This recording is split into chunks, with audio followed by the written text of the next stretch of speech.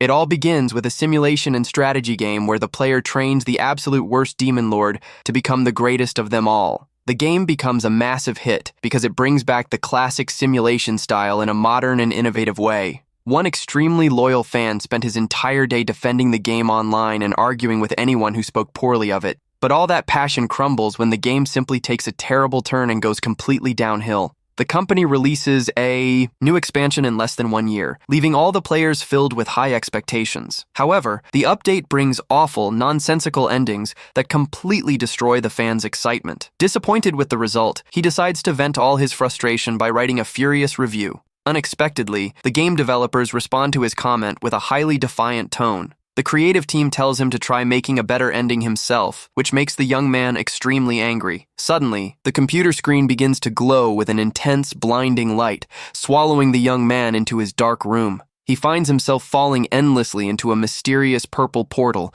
filled with lightning and strange energies along the way. The young man is terrified as he plummets, trying to understand where on earth he ended up after that bright light. He keeps falling until a giant red eye appears out of nowhere in the middle of that endless darkness. A shadowy creature rises before him amidst that whirlwind of floating purple energy. The mysterious figure begins to speak in an incomprehensible language, leaving the young man completely baffled. Waking up with a severe headache, his vision slowly begins to focus on a massive iron gate. He opens his eyes wide and realizes he is standing in front of an imposing entrance that seems to guard a castle. Looking up, he comes face to face with a gigantic structure floating right in the middle of the blue sky. Intrigued, he touches the gate and feels that this strange place is extremely familiar to him. The young man spots a fluttering flag and recognizes the symbol of the game he criticized so much on the internet. He goes into absolute shock upon realizing that, in some bizarre way, he has ended up inside the game itself. Despair hits hard as he tries to accept that he now inhabits the body of one of the characters there.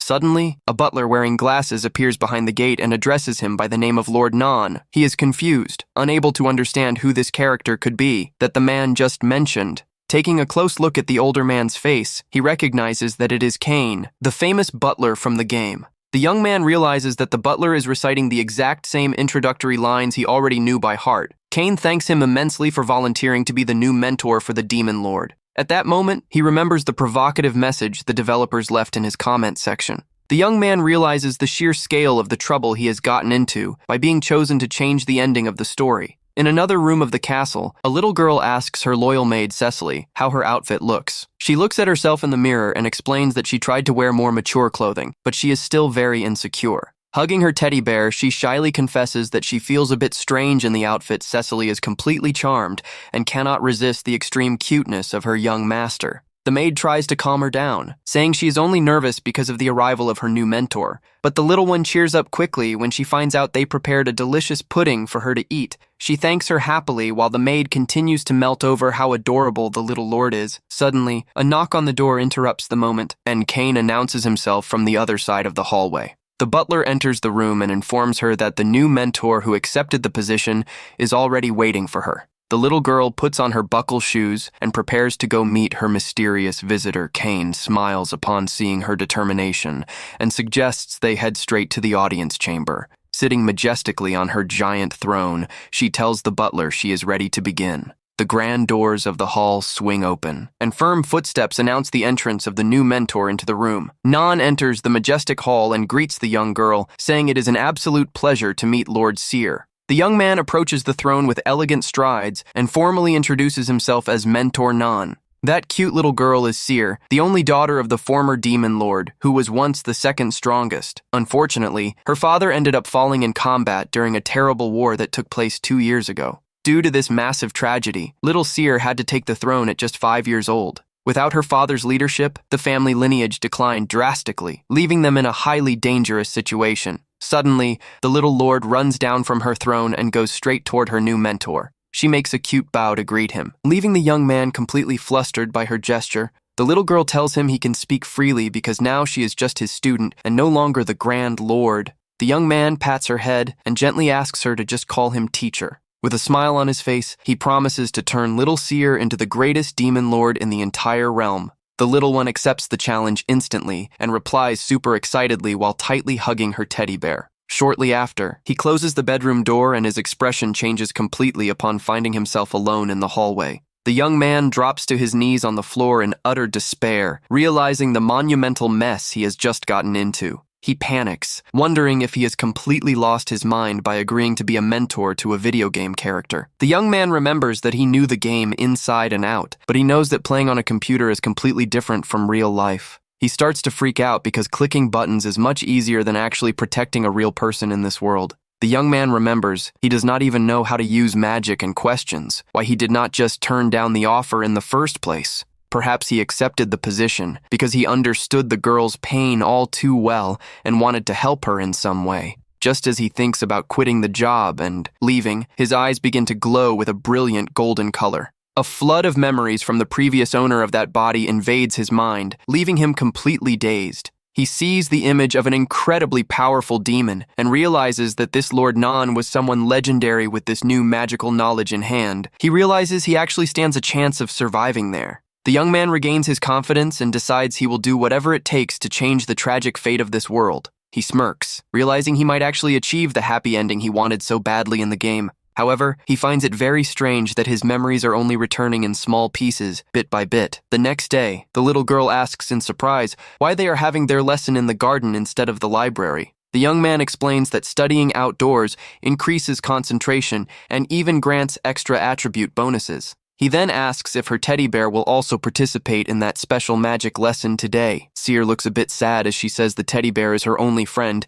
and that she really needs his company. Kane watches from a distance as the mentor remembers that the toy is considered her very first servant. The young man greets the teddy bear gently and asks him to help protect the little girl. He shakes the toy's paw to seal their friendship pact right before the watchful eyes of the little lord. The little one mentions that Butler Kane suggested she learn other subjects before attempting to control Mananon points to the makeshift chalkboard and questions if the history of the realm is truly the best starting point. He calls the butler old-fashioned, completely unaware that the older man is standing right behind him, overhearing the conversation. The teacher explains that she needs to master mana to defend herself, which is why practical lessons start right now. Seer gets super excited and proudly shares that she has already finished all her royal studies on theory. The young man gestures, saying that theory is only useful in practice, and notices how politely she still speaks. At that moment, a magical scroll filled with ancient writing appears floating before them in the garden. The little girl looks curiously at the object, and the young man explains that it is her magical training journal. He promises a delicious pudding as a reward if she completes all her tasks and uses the scroll properly.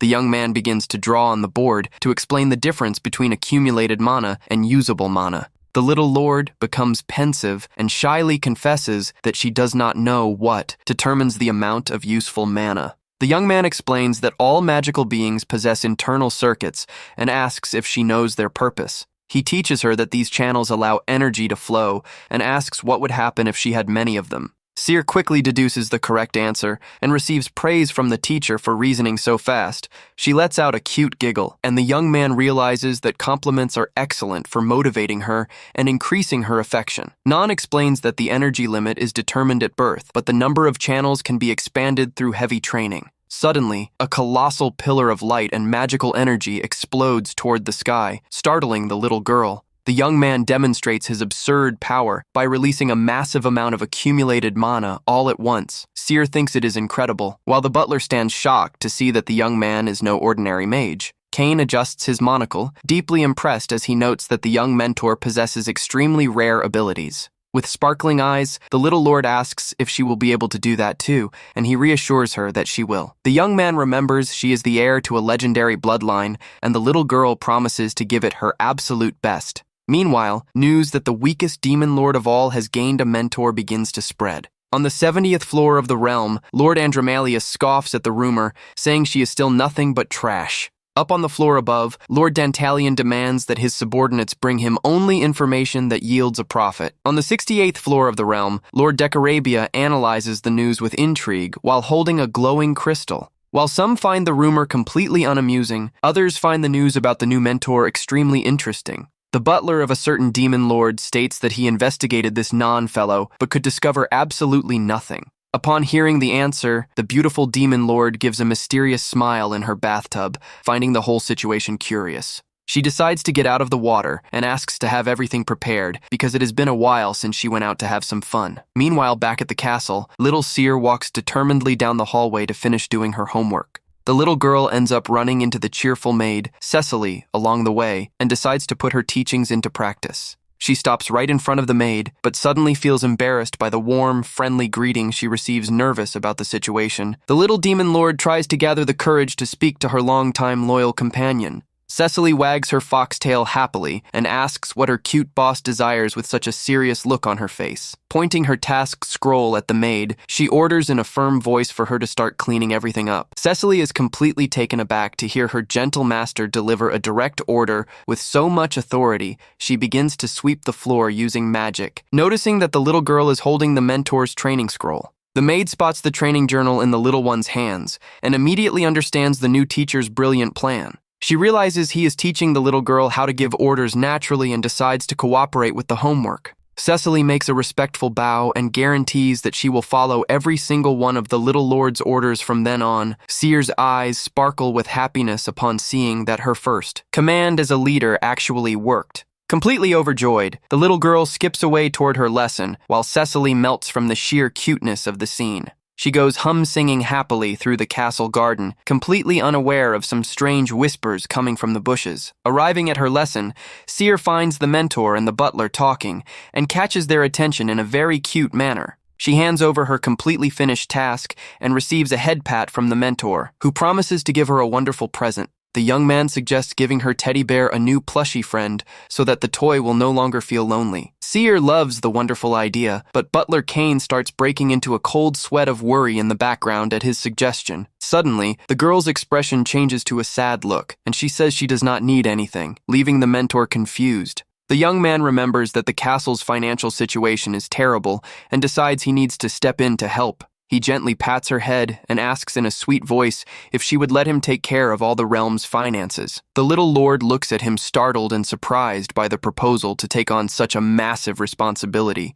Kane looks on in disbelief, realizing that the realm's budget would be used to buy a toy, and questions the mentor. The young mentor asks the butler if he would not like to see little Seer extremely happy with a new plushie. The glass-wearing older gentleman is visibly shaken and left speechless, having been hit right in his soft spot for affection. Kane imagines the super cute scene of the little girl hugging two teddy bears and admits he would love to see her. That joyful nod calms the butler down, explaining that he understands his concern but reassures him that he has no interest in the realm's money. He places a hand on Kane's shoulder and explains in a friendly manner that the two of them simply possess different strengths. The young mentor promises he will focus on what he does best to turn little Seer into the greatest symbol of the realm. Touched by the teacher's kind words, the little girl timidly tugs on his cape and calls out to him in a sweet voice. She looks right into his eyes with great hope and says she fully trusts her dear new mentor. The little one flashes a beautiful smile and asks him to make lots of money, leaving the young man incredibly happy and flustered. He smiles back confidently, knowing that very soon, gold will start pouring into the castle vaults all on its own. Nan claps his hands excitedly to kick off the day's lesson, while the butler watches the two of them with newfound hope. Under the butler's watchful supervision, the teacher guides the girl to direct the flow of mana throughout her little body. The young man is marveled to note that the girl possesses a colossal release of energy that goes far beyond what was expected. He realizes she is keeping up with the pace of the lessons, that he does not even need to worry about her progress. Nan decides to end the training for today by clapping his hands, even though he really wanted to test the girl's limits a bit more. The little girl collapses exhausted onto the grass, while the worried butler notes that her physical endurance is still very low. The mentor praises her good performance and suggests a quick rest before they begin the day's physical training. Shortly after, the little lord has already recovered her energy and runs happily through the garden, hugging her teddy bear. The young man watches from afar and asks Kane if there is a special reason why she is so attached to that toy. The butler sadly shares that the plushie was the last gift the former demon lord gave to his 5-year-old daughter Nan, remembers that her father's passing is a crucial plot point in the story, but he knows she will only discover the details in the future. Suddenly, a castle guard comes running in desperately, calling for the butler and putting both of them on high alert. The little lord's servant named Meldon arrives running with a letter sent by Lord Moraeus from the floor above. The butler becomes deeply concerned about that lord's potential demands, and the young man quickly senses the gravity of the situation. In that demon realm, the change of just a single ruler is enough to alter the entire local balance of power. But the teacher flashes a confident smile and informs the anxious butler that this visit is exactly what he was waiting for. A few days later, the Lord's carriage finally arrives at the castle, and the young man tells the butler to try to relax a bit. The vehicle's coachman shouts commandingly to open the gates, and the teacher knows they are about to be tested. The young man notices that even the simple coachman of that carriage possesses an intimidating and highly unusual presence. What they do not know is that the coachman is actually a giant, legendary demon who is disguised on that carriage. The castle servants are left in absolute shock upon hearing the teacher call that mysterious servant by his real name. The disguised demon gives an intrigued smile, realizing that the young mentor managed to uncover his true identity. At that moment, the carriage door swings open, revealing a stunning demon lord named Citri arriving from the floor above. The castle servants are left completely breathless and jaw-dropped as they gaze upon the stunning beauty of the visitor. The young man makes a respectful bow and greets the powerful Lord Citri in an extremely polite and formal manner. She walks commandingly and is surprised to see that the mentor managed to unmask her legendary guard so easily. Non replies with a sarcastic smile, stating that an ordinary person would never be chosen to be the demon lord's mentor. The disguised guardian fumes in silence. Seeing a mere mentor speak in such a bold and disrespectful manner to his lady, Non asks directly what the reason for the surprise visit is and suggests they have a friendly chat inside the palace. The young man firmly notes that this territory belongs to Seer and therefore demands an acceptable reason for their entry there. Lord Citri fumes in silence upon realizing she is being treated with such insolence by a mere low-class mentor. She takes a deep breath and states she only came to discuss important business, which makes the young mentor change his tone and welcome them. The guardian notices that the teacher was very clever to use the Lord's presence to assert that Seer still commands the place. The young man apologizes for the initial rudeness, explaining that he needed to protect his master, and guides them to the drawing room. Citri orders her loyal guardian to wait outside, while she goes in to settle the castle's financial issues. Walking through the hall, the upper floor lord comments with disdain about the massive reduction in the number of servants in that castle. Cain lowers his head, explaining sadly that the realm's financial situation is terrible, and the young man knows exactly who is to blame. Non invites the visitor to sit down, while she asks arrogantly when little Seer will show up for the meeting. The woman settles herself elegantly on the sofa and warns that she has extremely urgent financial matters to discuss with her. The teacher observes her closely and realizes she is trying to use her charm and seduction to throw him completely off focus. The young man gives a slight smirk and informs her that since he manages the castle's finances, she will have to negotiate directly with him. The Lord begins to explain that her soldiers passed away defending Seer's territory and therefore demands a high compensation. Non questions who ordered those soldiers to be sent, and she replies completely cynically that she did it out of pure kindness and generosity. Hearing that blatant excuse, the teacher cannot contain himself and calls her a scammer without the slightest hint of shame. Lord Citri freezes in complete shock, wondering if she actually just heard that insult from a mere mentor. The young man calmly takes a sip of his tea and mockingly confirms that she heard every single word he just said perfectly well.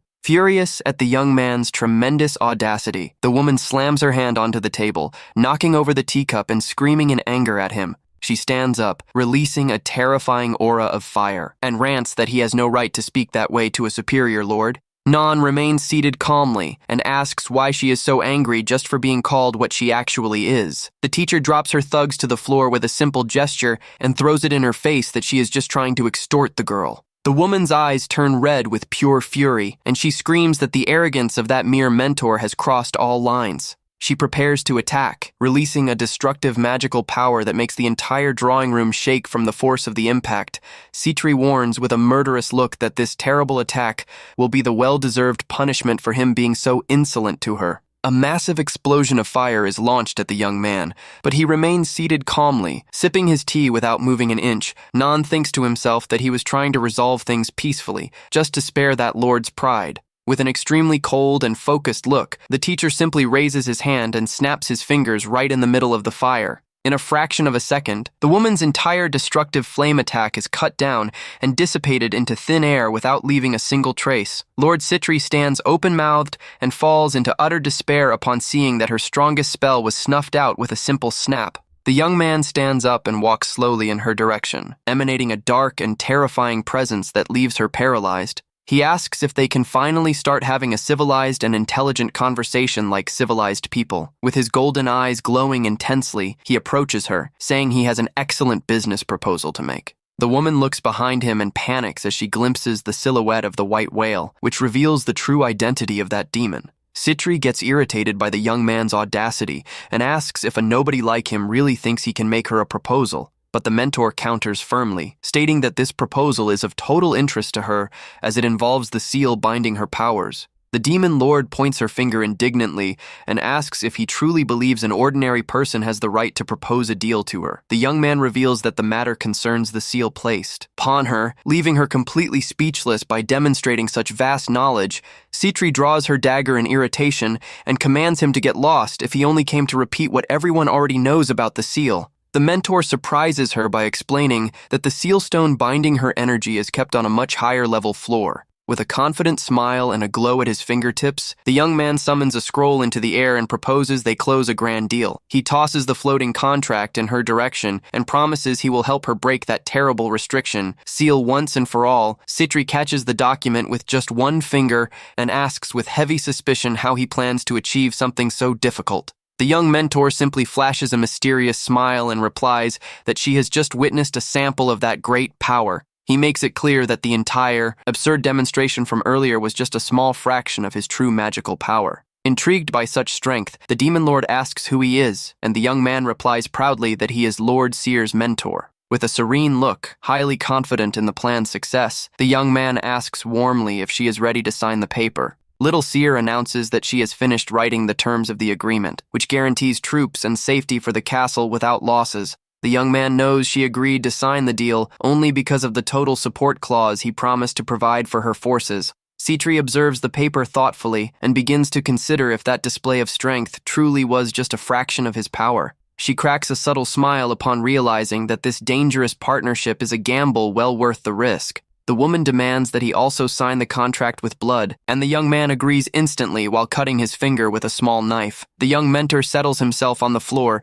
and presses his bloody finger directly onto the sheet to seal the pact once and for all. The blood mark containing the fingerprints of Citri and the young man glows intensely on the paper, making the terms of that alliance official. The magical scroll begins to emanate a strong reddish light as the blood oath is consummated between both sides. With red chains of magical energy binding his wrist, the young man elegantly states that he is counting on Citri's help. Citri also feels the energy of the oath bind itself to her arm and replies seriously that the feeling is completely mutual. The mentor kneels beside little Seer and happily shares that from now on, Lord Citri will be a great ally of theirs. The little girl gives a cute bow of gratitude, and Lord Citri averts her gaze embarrassedly, telling them to try to get along. The young man jokes, saying she needs to learn good manners, and the woman accepts the scolding a bit awkwardly so as not to lose her composure. Flustered by the whole situation, the demon lord timidly plays with her own hair and tries to speak in a friendlier manner. She looks at the little girl with a completely flushed face and formally addresses her by the name of Lord Seer to show respect.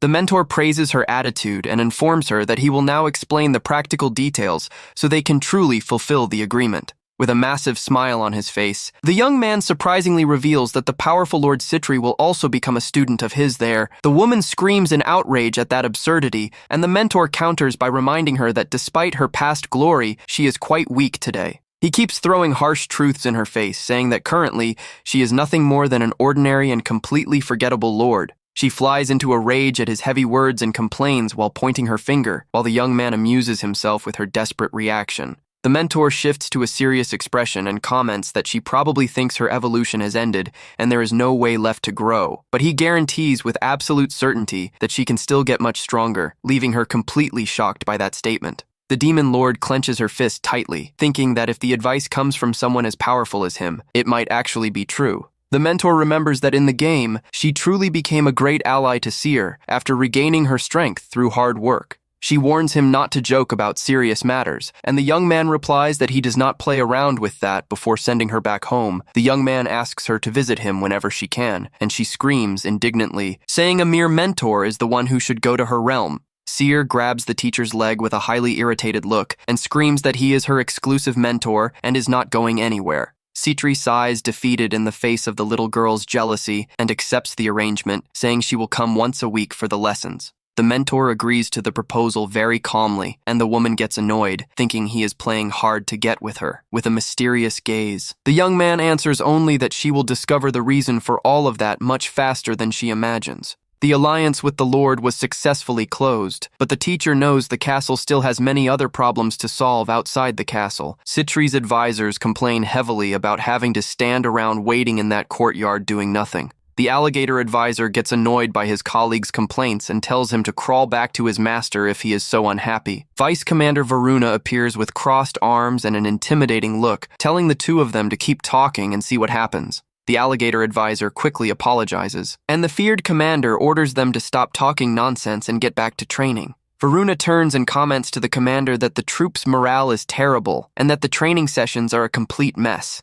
Sitting on the castle wall, Commander Rinel Raza replies calmly that she already expected this agitation and there is not much to be done. A few days pass, and the young mentor sighs thoughtfully as he tries to deal with all that commotion in the castle. Citri slams her hand hard onto the table in outrage and screams, asking if the young man truly wants to pick a nasty fight with her. He explains calmly that he is very busy organizing her troops and therefore has no free time left for anything else. With an ironic smile, he says he would be immensely grateful if she decided to personally help out with this problem. The woman flies into a rage at the request for help and mutters angrily, promising that she will still manage to get her revenge on him. The young man mocks her, asking if she was going to promise revenge, and says that all this hatred at least serves to motivate her. The mentor looks at the little girl in his lap and asks if she could put the finishing touches on the next phase of the plan. The next day, he and the little lord meet up with Commander Rin, who asks what brings them to the training field. The young man explains that they went down there to analyze where little Seer will practice her sword skills. Varuna gives a mocking smile and asks if fixing the soldier's mess is just a simple task for the mentor.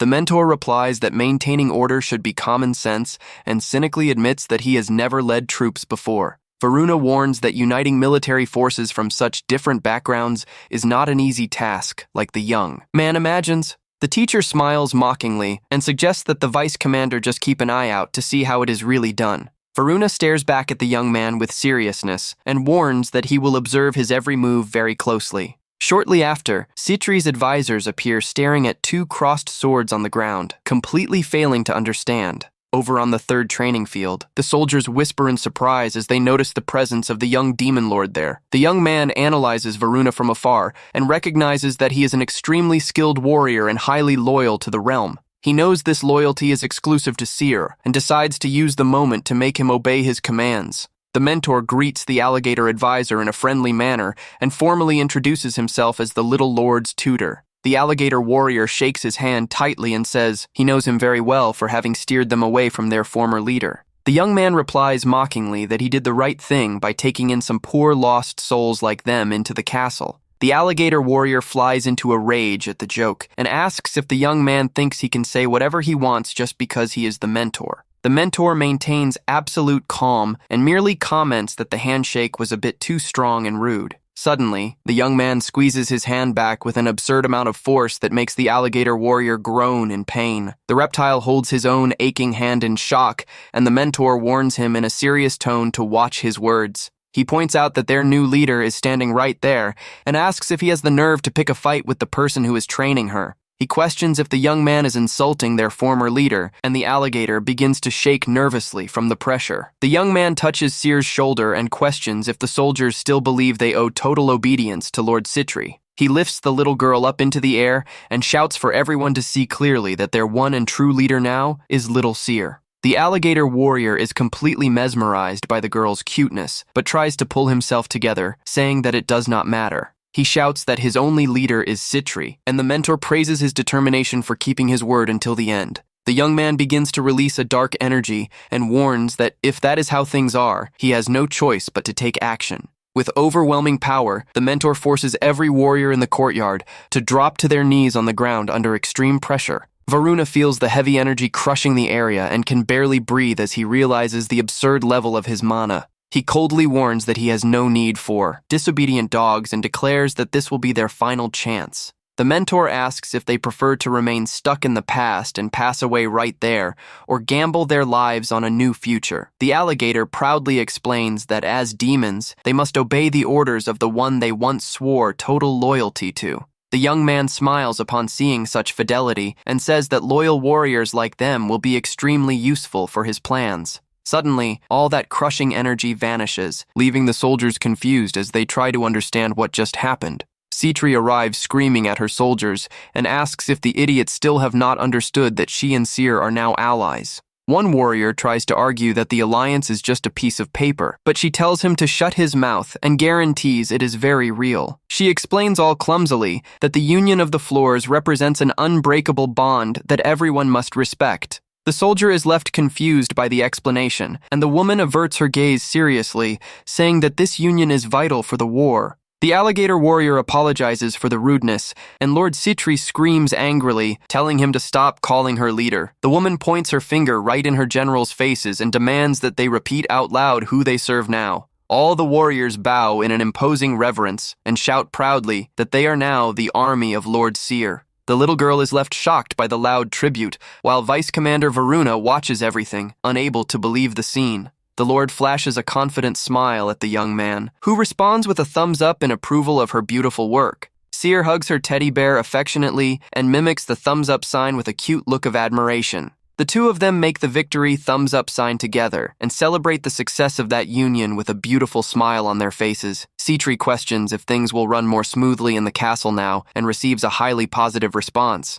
The young mentor pats Seer's head and asks her to gently let go of his hand just for a brief moment. But the little girl reacts by holding the teacher's hand even tighter, demonstrating that she does not want to leave his side for anything. The young man gently asks her to let go of his hand to make things easier, but the little one responds with a very firm no. The girl makes a very cute pout, insisting she does not want to let go of him, and the young man realizes there is no fighting that stubbornness. The mentor decides to pick her up as an alternative, and Lord Citri shakes with anger upon seeing that cute scene in the courtyard. The proud lord screams angrily, demanding the training he had promised to give her earlier. The young man calms the woman down, saying they can train perfectly fine, even with him holding little Seer in his lap. A dense, dark smoke begins to circulate around the mentor's feet, and he warns that today's special lesson starts right now. A massive storm of dark energy suddenly arises in the courtyard, leaving the demon lord completely in shock. The teacher challenges the woman to try to land just a single blow on him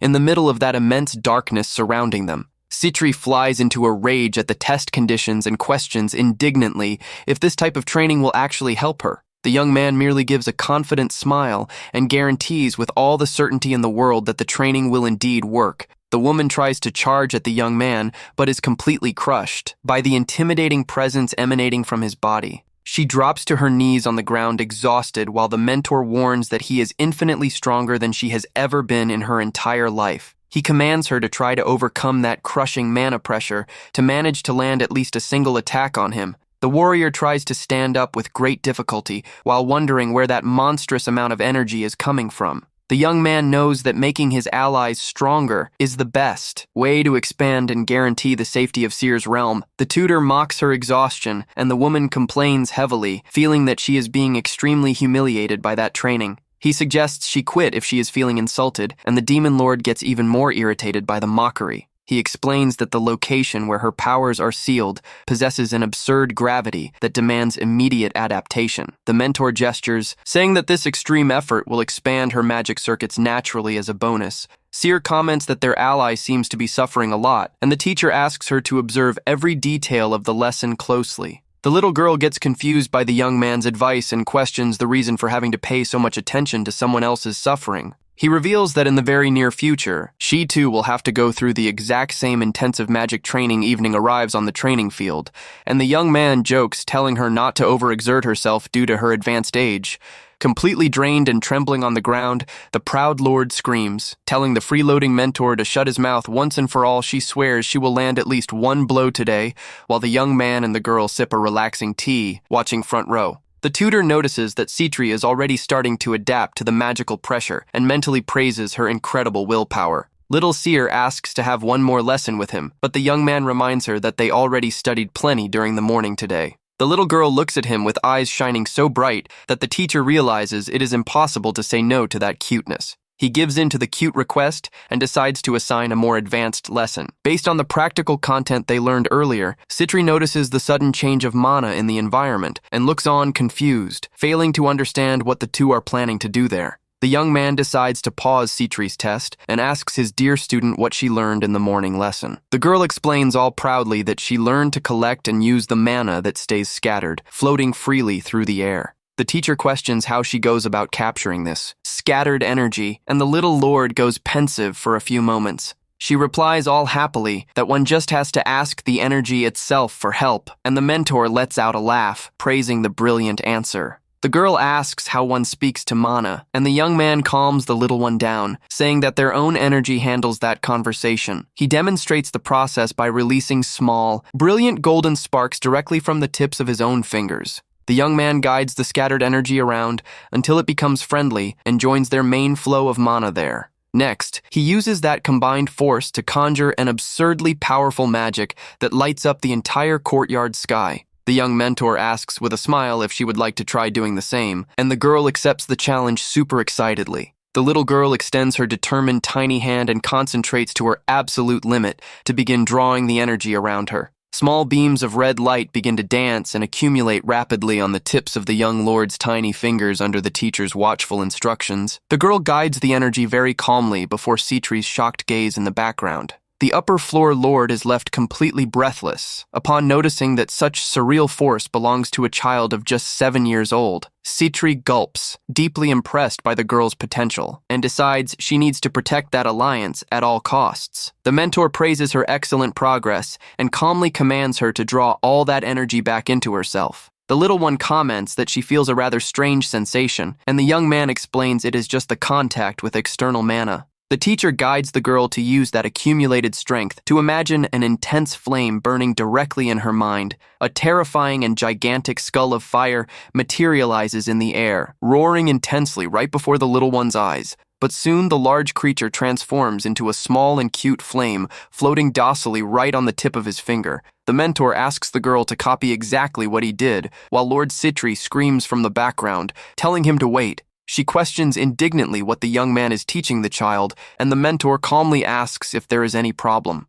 The woman reveals in shock that the magic taught is an ancient spell, and the young man keeps pretending he knew nothing about it. The young man confirms it is an ancient magic, but deflects the topic, saying mysteriously that he needs to finish the lesson. He gives a gentle smile to the little girl and asks if she feels ready to reproduce what she just saw there. The little one closes her eyes in concentration and begins to visualize the intense flames according to her teacher's instructions. A few ancient and glowing runes made entirely of fire begin to manifest, floating in the middle of the courtyard. The magical energy condenses rapidly above her tiny hand, and the fire runes begin to glow intensely. The girl manages to create her own cute little flame and receives praise from her proud mentor for her excellent work. The teacher guides the student to practice this energy gathering frequently to manage to use it whenever she needs. The young man points out that the blow challenge only applies to Citri's training, and she screams angrily, denying what he implied. The woman then asks him to teach that ancient spell to her as well, but the young man turns down the request very dryly. She complains, saying she is also his student, and the mentor coldly explains that he does not trust her enough for that yet.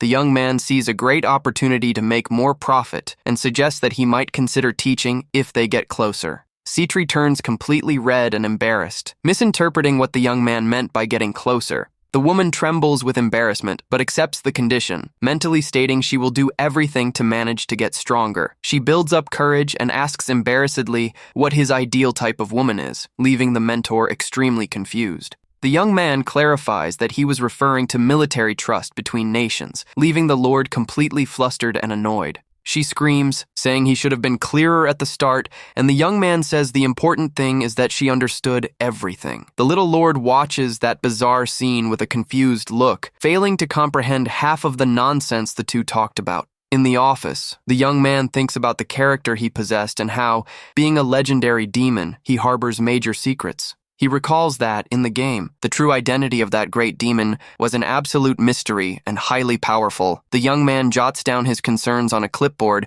and decides he must not waste energy on what he does not yet understand. He focuses on the realm's urgent problems and decides to deal with each of them step by step to guarantee their victory. The mentor concludes that the greatest urgency right now is territorial expansion, but knows it is still far too early to attack the humans. He plans an assault against the upper floor neighbor, but suddenly spots something intriguing on top of his desk. The next day, the little lord comes running into the office, calling for her teacher in an extremely joyful manner. Commander Rin opens the doors and apologizes, explaining that the little girl insisted heavily on accompanying her there. The young man calms the commander down and thanks her for coming to the office, since he really needs her strategic opinion today. Rin El Raza stands shocked and asks in great surprise if the plan truly involves starting a territorial expansion right now. The commander explains that a direct confrontation against the neighboring lord would be difficult due to the difference in raw power. The young man hands over a strategy document for her to read while explaining the clever plan he drew up in detail.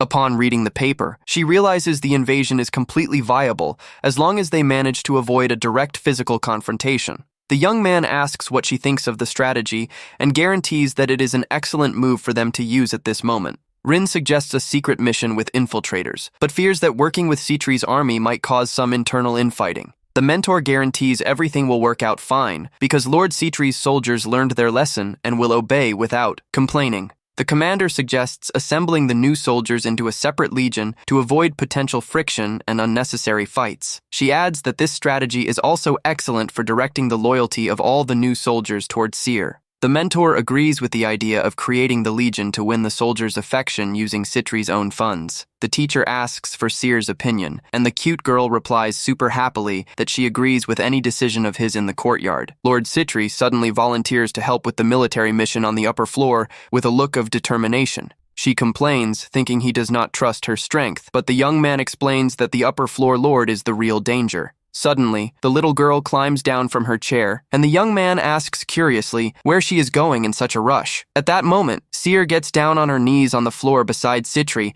and shouts in a cute way that the two of them should do that training together. She says that training with company is much less tiring, and the mentor cannot resist, letting out a chuckle at so much cuteness. The Lord looks at the little one beside her completely surprised, failing to understand the reason why she is trying so hard there. The woman sighs exhausted, thinking to herself that dealing with such a pure and innocent little girl wears one out in a different way. The mentor points out that her plushie ended up getting all dirty on the ground, and the girl despairs upon seeing her beloved toy like that. The mentor calms the girl down, saying they can give her a bath along with the teddy bear to clean off all that dirt. The young man asks Butler Kane to look after the young lord for a moment, and the older gentleman accepts the command promptly. Citri comments impressed that he seems very used to dealing with children, and the young man responds thoughtfully. The mentor explains that he merely thinks of the easiest way so that Seer can manage to comprehend and act according to the lessons. The young man jokes, saying Citri acts without thinking first, and the demon lord screams in outrage, denying his accusation. He snaps his fingers, suggesting a pause to the teasing so that they can refocus on the floor invasion plan. The young man questions the reason for so much determination, and she makes a joke, implying the upper floor lord is an absolute fool. The warrior points her finger, revealing with seriousness that her troops were also already preparing for war. The young man becomes concerned upon realizing that the war is happening much ahead of the time predicted in the game's original story. The mentor accepts the help calmly, and the woman calls him shameless before asking what her mission will be. He promises that the partnership will bring great returns for her and calms her worries about potential losses in the agreement. Citri quickly deduces that his plan is just to feign an attack, and the mentor claps his hands, praising her quick thinking. The Lord questions if it is worth serving as bait in the mission, and the young man shows a confidential document as an answer. She reads the paper and discovers that the upper floor lord insulted a local faction and that there is now a rift between them. The warrior agrees that this foolishness is a golden opportunity, and the mentor reveals he intends to bring the rebels over to their side. Citri demands a highly solid plan, and the mentor reveals he will send Commander Rin as the official negotiator for that mission. Discussing the split of funds, the young man suggests dividing everything equally, and the warrior admits she was surprised by this. The young man winks, saying warmly that they are allies, and that maintaining this long-term partnership is worth any effort. The woman mockingly reminds him that he did not believe in her before, but the young man merely smiles and says the decision is entirely hers. Suddenly, the mentor releases a massive aura of dark energy that makes Lord Citri let out a sharp shriek of despair and fright. The teacher smiles sardonically, telling her to get back to training, and the poor lord complains heavily about all that cruelty. Shortly after, little Seer appears running happily with her clean teddy bear while the butler tries to catch up to her. The young man picks the cute little girl up in his arms and praises the clean toy while she opens a beautiful smile of immense happiness. He notices a red streak in her hair and asks curiously if she decided to dye her hair behind his back. Butler Kane approaches and proudly explains that her bloodline manages to store magical energy within their very hair. Kane reveals that she stored energy during the last lesson, and the young man goes pensive, noting that this never happened in the game. The older gentleman confirms that the color changes according to use, and reveals that the former king had half his hair red from so much power. The mentor realizes excitedly that with this secret ability, the little girl manages to conjure incredibly powerful spells. The teacher pats her head and warns that from now on, she will need to practice this energy gathering a lot. The young mentor turns toward the butler and asks directly where Commander Rin is at this exact moment. Meanwhile, night falls silently over the 70th floor, which is commanded by the demon lord Andromalius. Commander Rin delivers the invasion order, and the highly trained soldiers advance stealthily through the village streets. Rin recognizes the efficiency of Citri's subordinates and is impressed by the precision with which the mentor planned everything. With extremely quiet and precise steps, the warriors land on top of one of the roofs of that small village. The invasion army quickly positions itself high up in the dark trees of the forest, awaiting the signal to advance. The winged warrior points to a wooden cabin just ahead and reports that he detected nothing suspicious at first glance.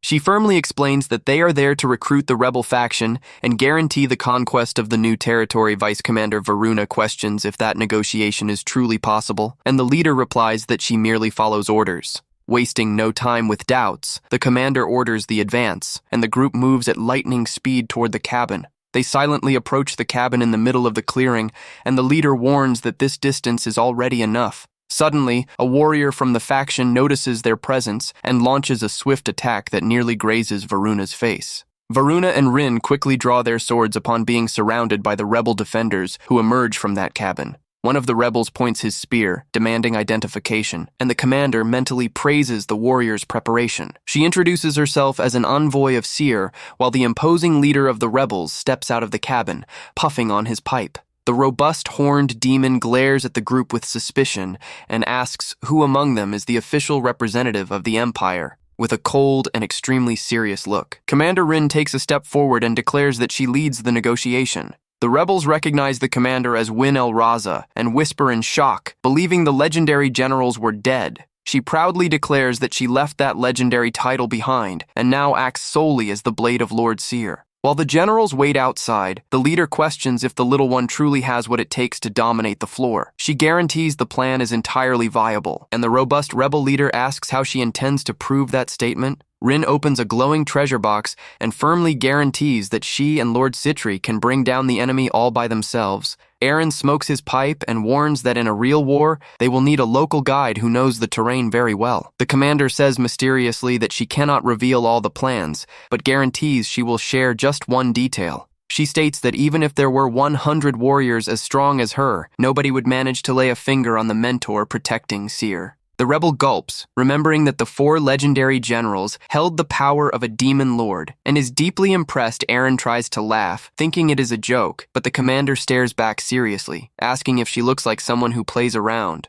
He says they do not need help if they are so strong, and she explains they need discretion so as not to alert the upper floors. She glares at him with a threatening look, and warns that if he decides to betray them, he will not leave that situation alive either. Aaron gulps, wondering if that is a real threat, but admits he knows the feared power of the generals all too well. The rebel leader decides to hear the proposal, and she asks for free passage for the troops and help to corner the enemy lord. She offers riches and a solid new alliance, suggesting he replace the current ruler with a new force in power. Citri quickly deduces that his plan is just to feign an attack, and the mentor claps his hands, praising her quick thinking. The Lord questions if it is worth serving as bait in the mission, and the young man shows a confidential document as an answer. The mentor notices that the warrior is looking a bit hesitant in the hallway and asks if she would like to tell him anything else. She apologizes for the boldness, but asks directly why someone so powerful chose to be the young lord's mentor. The commander argues that a tutor position is something very simple and small in the face of all his absurd skills.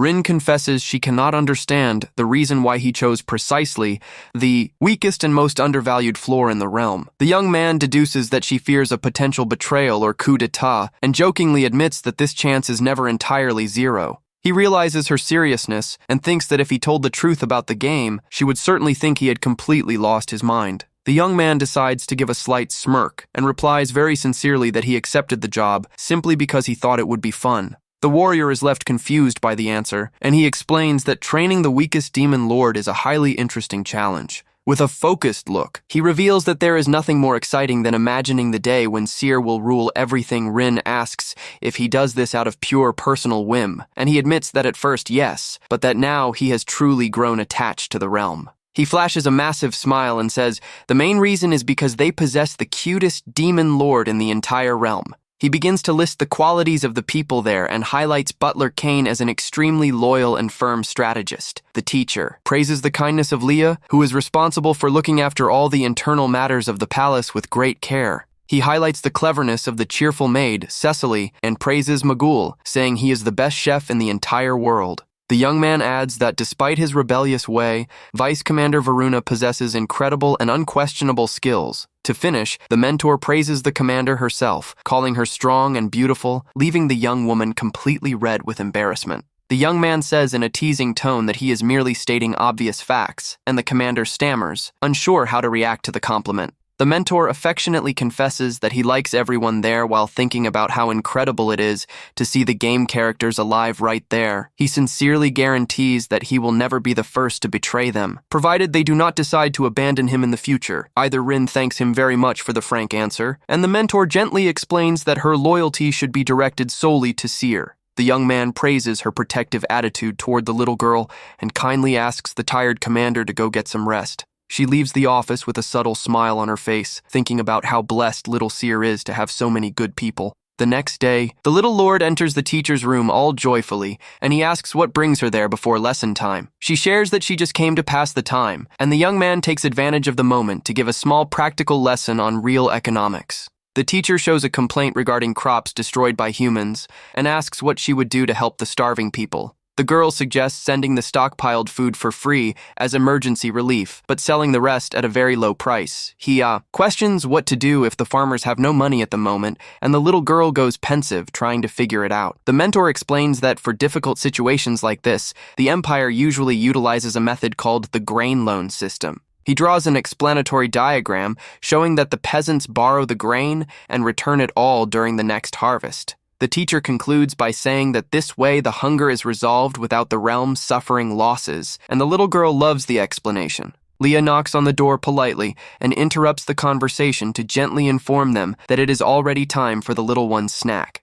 The mentor tells her to go have her snack, and the little girl's eyes light up with joy at the thought of eating a delicious pudding. The maid informs her that today's snack is actually strawberry cake, and the girl celebrates, saying she loves cake very much too. The little girl stops right at the office door and looks back thoughtfully, leaving the teacher curious about her behavior. She flashes a radiant smile and invites the young man in a cute way, saying her dear teacher must have a snack along with her. Leah is surprised by the generous invitation, and the little lord embarrassedly confirms that she does want to share the strawberry cake. The young man notices in shock that she did not use formal terms, and remembers that in the game, she never shared her snack with anyone. The young man walks down the long hallway, eager to finally try the strawberry cake that the little girl praised so much. He thinks to himself that he has finally won the little lord's trust, since she agreed to share her snack. Suddenly, Butler Kane appears with a look of worry in the hallway and calls him over to handle an urgent matter. Kane places an envelope in his hands, warning in a serious manner that a mysterious letter arriving from the upper floor has come.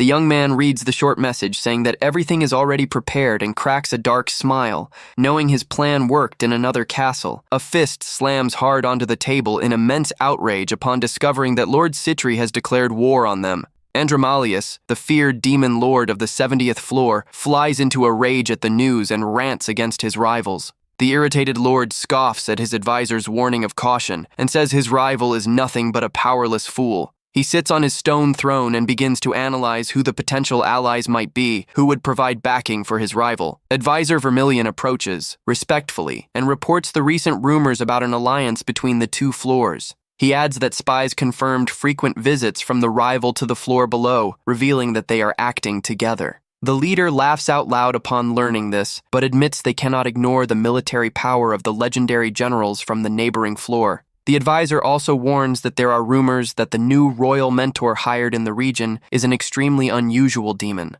The demon lord doubts the mentor's qualities, but the subordinate guarantees that he was the one who orchestrated that entire union. The robust floor leader glares angrily upon discovering who was responsible for convincing his rival to declare war. Advisor Vermilion suggests launching the combat with full massive force to crush the enemy troops all at once. He asks for permission to approach and whispers a terrible secret into Andromalius's ear, leaving him completely shocked. The wicked ruler flashes a sadistic smile and approves the cruel idea, promising to show the real difference in power to his rivals. He looks around and questions the absence of the other local rebel leaders, receiving confirmation that none of them came. The tyrant flies into an extreme rage at that insubordination and orders them to bring the leader Aaron to his presence immediately. Suddenly, a soldier bursts into the grand hall in a noisy rush, screaming that they have an incredibly grave problem. The horned lord demands to know what is happening, and the guard kneels trembling, trying to catch his breath to speak.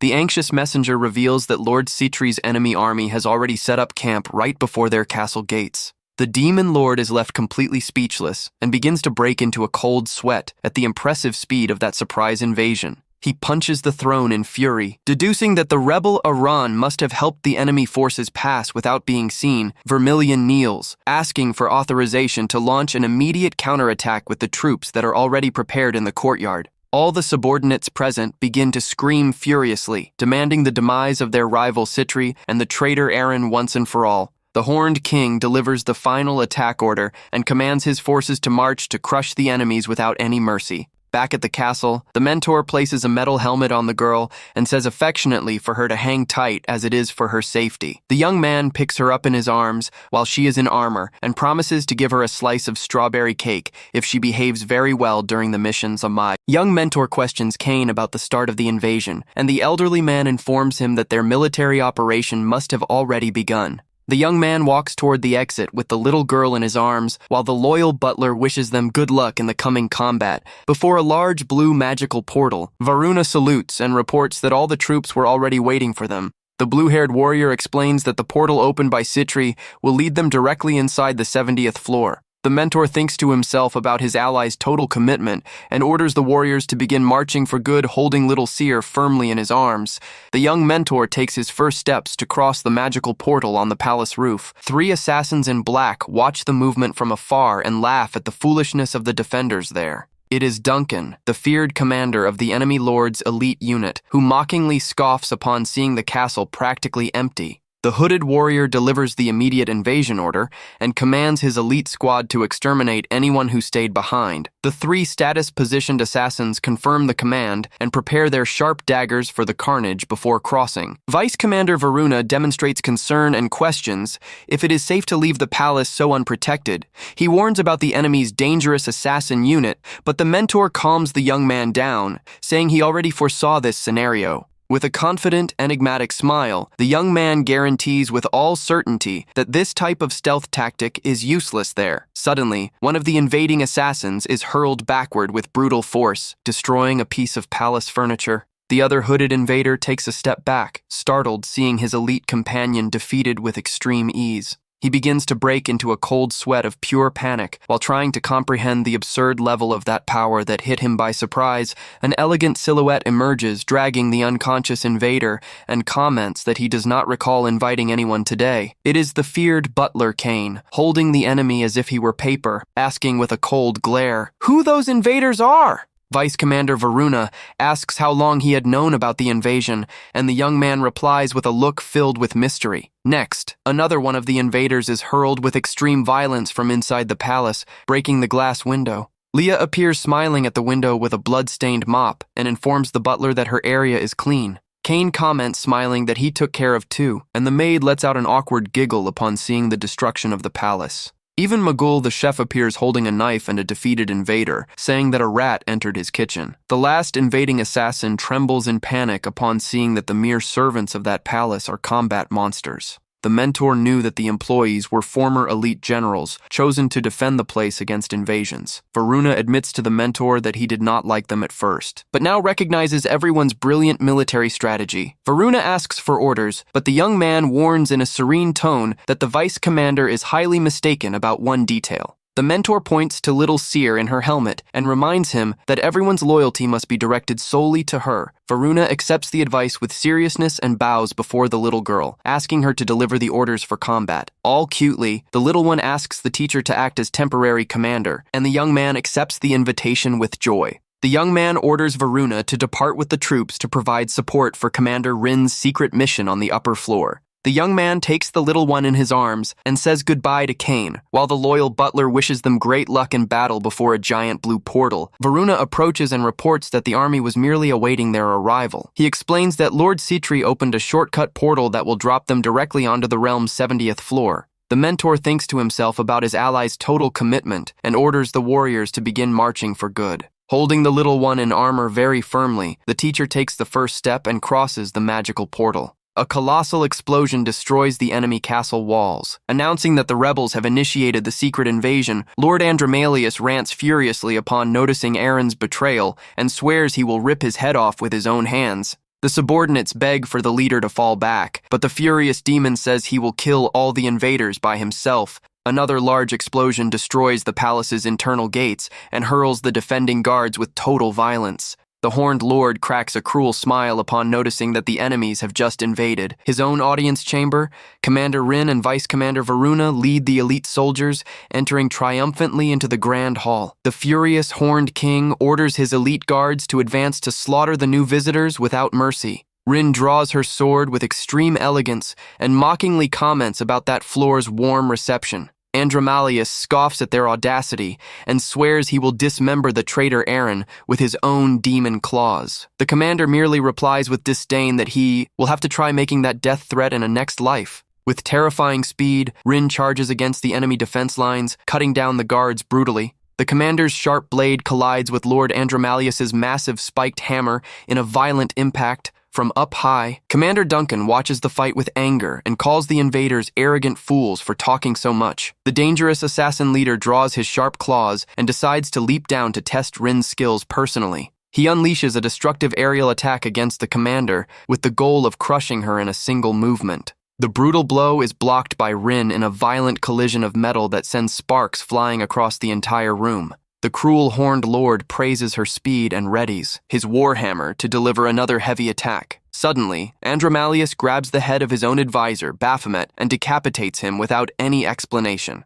The commander watches that brutal, nonsensical scene with a look of absolute astonishment and horror in the middle of the hall. The wicked demon lord gets covered in blood and flashes a sadistic smile, saying that things are getting fun. A gigantic and monstrous serpent with glowing eyes emerges from inside the decapitated advisor's body. The terrifying scaled beast opens its giant maw and charges against the allied forces to devour them whole. On a distant terrace, the mentor approaches Sitri and mockingly comments about the beautiful war atmosphere there. She notes that she did everything he asked but questions if the young man can truly handle Andromalius's army. The warrior holds little Seer in her lap affectionately, leaving the little girl and the mentor intrigued by that behavior. The young man summons a small blue whale toy and explains that it would be highly dangerous to take the little girl into the fight. He asks her to stay on the terrace playing with the whale, but the girl throws a tantrum saying she wants to go along with him. Suddenly, the young man interrupts the conversation with an extremely serious look upon detecting something very strange in the environment.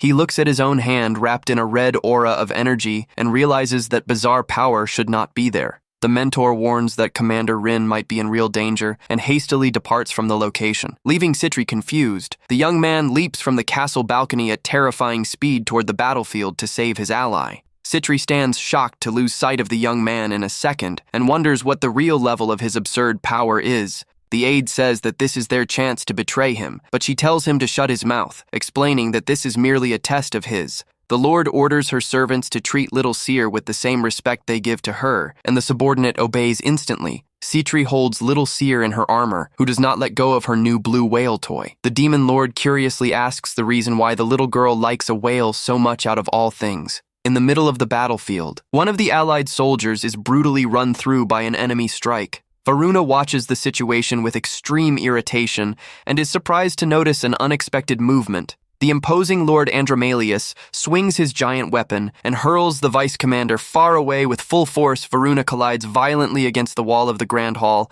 leaving the soldiers around him in a panic. The terrifying horned lord laughs out loud and scoffs at the useless resistance of the allied rebel forces. Rin tries to hold back the advance of the terrifying beast and realizes that monster holds power equivalent to a lord's before the maw of the immense serpent. The commander fears that this is truly the end of her life. The young warrior closes her eyes, resigned, and mentally apologizes to her beloved lord. Suddenly, the terrifying serpent is destroyed by a powerful and mysterious dark energy right before her. Andromalius is hurled to the ground with extreme ease and asks startled who the author of that strike is. The young mentor emerges imposing in the hall and offers a final chance for the demon lord to surrender. The fallen villain breaks into a cold sweat upon sensing that absurd amount of mana emanating from the mysterious young man. He realizes startled that this intimidating presence is identical to that of the realm's legendary #1 lord. The horned lord recognizes the mentor's great power, but questions why he serves such a weak faction. The young man completely ignores the enemy's questioning and warns that he tends to talk too much in combat. In total desperation, the villain offers gold and fame should the young man decide to switch sides and support his empire. The enemy begs, promising to deliver any wish, but the mentor coldly replies that he wants the top. The villain stands in shock upon comprehending that the young man desires to reach the highest position in the entire demon realm. The mentor points his sword and coldly says that for someone weak like Andromalius, that goal would be impossible. The young man warns that he has no intention of forgiving anyone who tries to control a power they would never be capable of mastering. The fallen villain gives a mocking smile and argues that in war, any trick is valid as long as it brings victory. Before the enemy finishes speaking, the mentor delivers a fatal sword strike to end the combat for good. The young man turns to the hall and shouts with authority, announcing to everyone that the war is finally over. He orders the rival soldiers to drop their weapons to the ground, for their lord has just been defeated. The palace guards are left in absolute shock upon discovering that their powerful leader Andromalius has been defeated. Back at the camp, Citri is impressed by the speed of the victory and admits that it makes sense coming from the young man. Little Seer celebrates joyfully upon hearing her beloved teacher's voice echoing across the battlefield. Rin apologizes for having lowered her guard, but the young man warmly tells her not to be so hard on herself. The mentor thinks about the enemy's aura and concludes that this monster was far too strong for the young commander. He remains intrigued for not remembering the creature,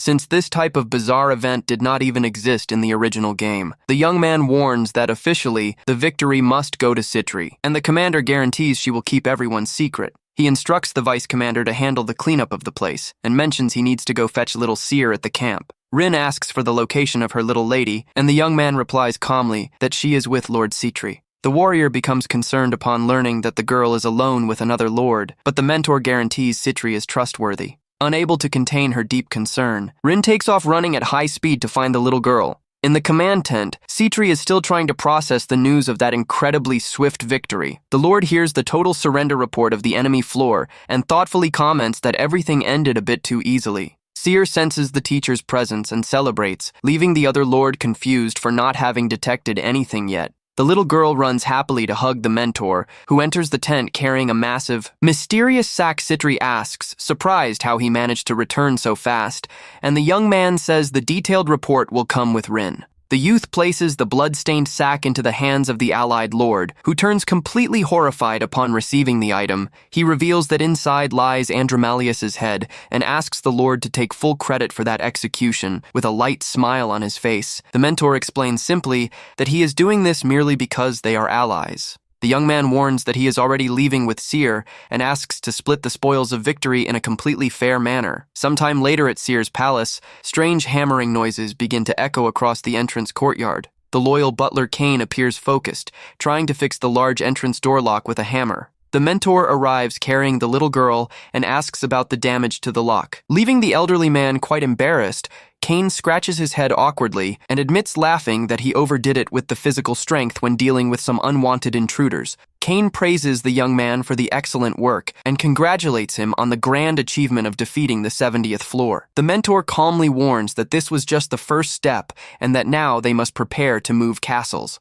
The butler and the little girl stand in shock upon hearing that the teacher plans to cede the conquered castle to Lord Citri Seer, questions why he is going to give all the credit to Citri if it was the teacher himself who defeated the feared enemy. Kane argues that the castle represents the right of conquest, and the young man confirms that this transfer will be made on paper. The youth explains that at the current moment, the realm needs stable resources and finances much more than a new castle. He reveals that leaving the territory under Citri's care is the best strategy to be able to accumulate strength in silence. The little one deduces that this way the allied lord will take on all future responsibility for the region, and the young man agrees, smiling. Kane is surprised by the perfect planning and asks if the youth truly planned every detail of that negotiation. The mentor guarantees he is no fool to give anything away for free, and says that now they will focus on the internal realm and the little one's studies. While walking down the hallway, the young man reflects on the various ancient pieces of equipment they urgently need to replace. He adds that they still need to discover who was backing the rival lord and create a new circulation system. Kane asks how he had so much certainty that he would get the support of the local rebels, and the young man merely smirks. The mentor deflects the topic, saying he just had luck for remembering a specific side event from the original game. The butler does not fully believe the excuse and thinks that the young man is someone crucial whom the young lord must keep close. The young man ends the matter by kindly asking the elderly man to look after repairing the broken palace lock. He thinks that now that the immediate crisis has passed, he will be able to focus fully on teaching the little girl how to truly rule. The mentor touches Seer's forehead affectionately and reminds her that the true ruler of that place will always be her. The little one confesses all happily that she loves having lessons with her beloved teacher and says her teddy bear likes it too. The girl guarantees she will strive to learn everything, and the young man thanks her for the affection, thinking he chose the right path. A menu with delicious and varied dishes is suggested so that everyone can recover their energy in a proper manner. Cecily timidly agrees, and little Seer repeats that the maid always says that those who work hard must rest well. The little girl insists for the young man to take a nap with her and makes a cute pout when he says he is not sleepy. The young man realizes she is going to get very grumpy if he refuses and decides to put her to sleep before returning to work. He agrees to lie down for a few minutes, and the little girl celebrates joyfully upon seeing that her cute plan worked. In the bedroom, Leah greets the two, and the mentor takes the opportunity to ask her to bring a cup of warm tea for the girl. Before the maid leaves, the young man stops her for a moment and asks with considerable concern if she got hurt. Leah turns red with embarrassment at his care, but guarantees she is doing great, and the young man leaves the tea preparation to her. The maid smiles upon realizing that the mentor has already deduced the entire palace invasion and knows everyone's power level. The little one asks if something bad happened to Leah, and the teacher affectionately replies that he just wanted to make sure of everything. He wishes a good night to the girl lying with her teddy bear, and she asks in a cute way for him to sleep right there beside her. The young man thinks he should go to his own bed, but the little girl holds his sleeve firmly while making a pout. The mentor wonders if she clings to him so much for having lost her father very early or for feeling protected by his side. He decides to stay lying beside her until she falls asleep, while on another floor, the news of Andromalius's passing spreads in a distant region. The luxurious and imposing castle of Lord Dantalion stands majestic under the bright sunlight of the day. The lord of the 69th floor bites his nails tensely, thinking that Citri might be the legendary hero himself in disguise. General Leonard opines that this swift victory was only possible thanks to the military aid received from the floor below. War Minister Albus becomes concerned upon noticing that they will be the next targets, and says they need to prepare themselves very well. The ruler decides to send a letter to form a mutual defense alliance with the neighboring lord of the floor below. He remembers that the defeated rival was very strong and fears being the next one defeated should he decide to stay still without taking action. The horned leader orders them to prepare the message quickly, for the neighbor will have no reason to refuse the union. Back at Seer's castle, soft knocks are made on the door, and a voice announces that all preparations have been completed. Leah enters the room holding a tray with warm drinks and stands surprised as she looks toward the girl's bed. The maid notices with tenderness that both the mentor and the little lord have fallen fast asleep, completely drained from how exhausted they were. She watches the two sleeping side by side in a peaceful manner and silently wishes for them to have peaceful dreams. Sometime later under the moonlight, the mentor mockingly comments that his ally took a whole week to divide the assets. Citri sighs tiredly and hands over the fair division papers, saying she came running as soon as she finished all the work. She asks if she can choose the plunder first since she ceded the castle, and the young man agrees, as long as the split remains fair. The mentor warns that she must visit them every week to train and not let all the effort from before be wasted. The allied lord announces she will keep her word and asks him to stop worrying before leaving the office. Sitting in his office, the mentor thinks that post-war reorganization is urgent and begins to draft some guidelines. Suddenly, soft knocks echo on the door, and the young man calmly authorizes the entry of the mysterious visitor. Cecily emerges with a worried countenance and announces that little Lord Sear's lesson for today will have to be cancelled immediately. The maid reveals that the girl has a bit of a fever, and the young man stands up, slamming the table in a start at the news. He blames himself heavily, wondering if he demanded too much from the little girl or if the stress of the battlefield caused that fever. The maid smiles in a gentle manner and tells him not to worry, because children her age usually get sick out of nowhere.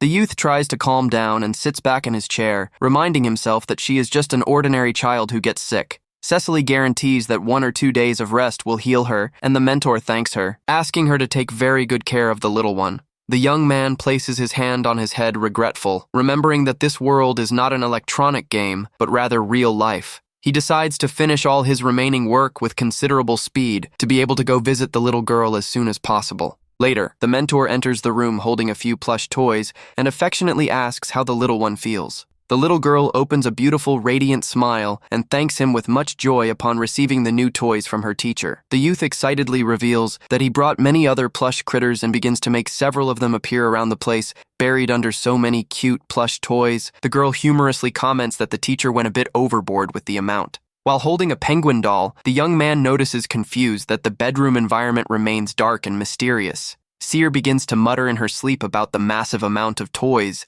and the young man wonders what kind of dream she is having. He checks her temperature and notes relieved that the fever has gone down, deciding to spend the night there working by her side. Waking up suddenly, the little girl calls for the teacher, and he apologizes for having made noise when adjusting the chair. The young man caresses the little one's head, asking how she feels, and teasingly says that it was obvious he was very worried. He asks her to rest a bit more and denies her request to read the documents, warning that they will do everything together tomorrow. The mentor amusingly reminds her that if she does not heal soon, she will have to miss out on her delicious favorite pudding again. The young man lets out a light chuckle at the girl's startled reaction and gently wishes for her to have sweet dreams. The next day, Kane apologizes for interrupting the meal and delivers the inventory report of the conquered spoils. The butler asks if he is looking for something specific, and the mentor confirms, saying there is a crucial item on the 70th floor. The youth remembers that good equipment in the game greatly increased growth efficiency and that he needed to grab this one.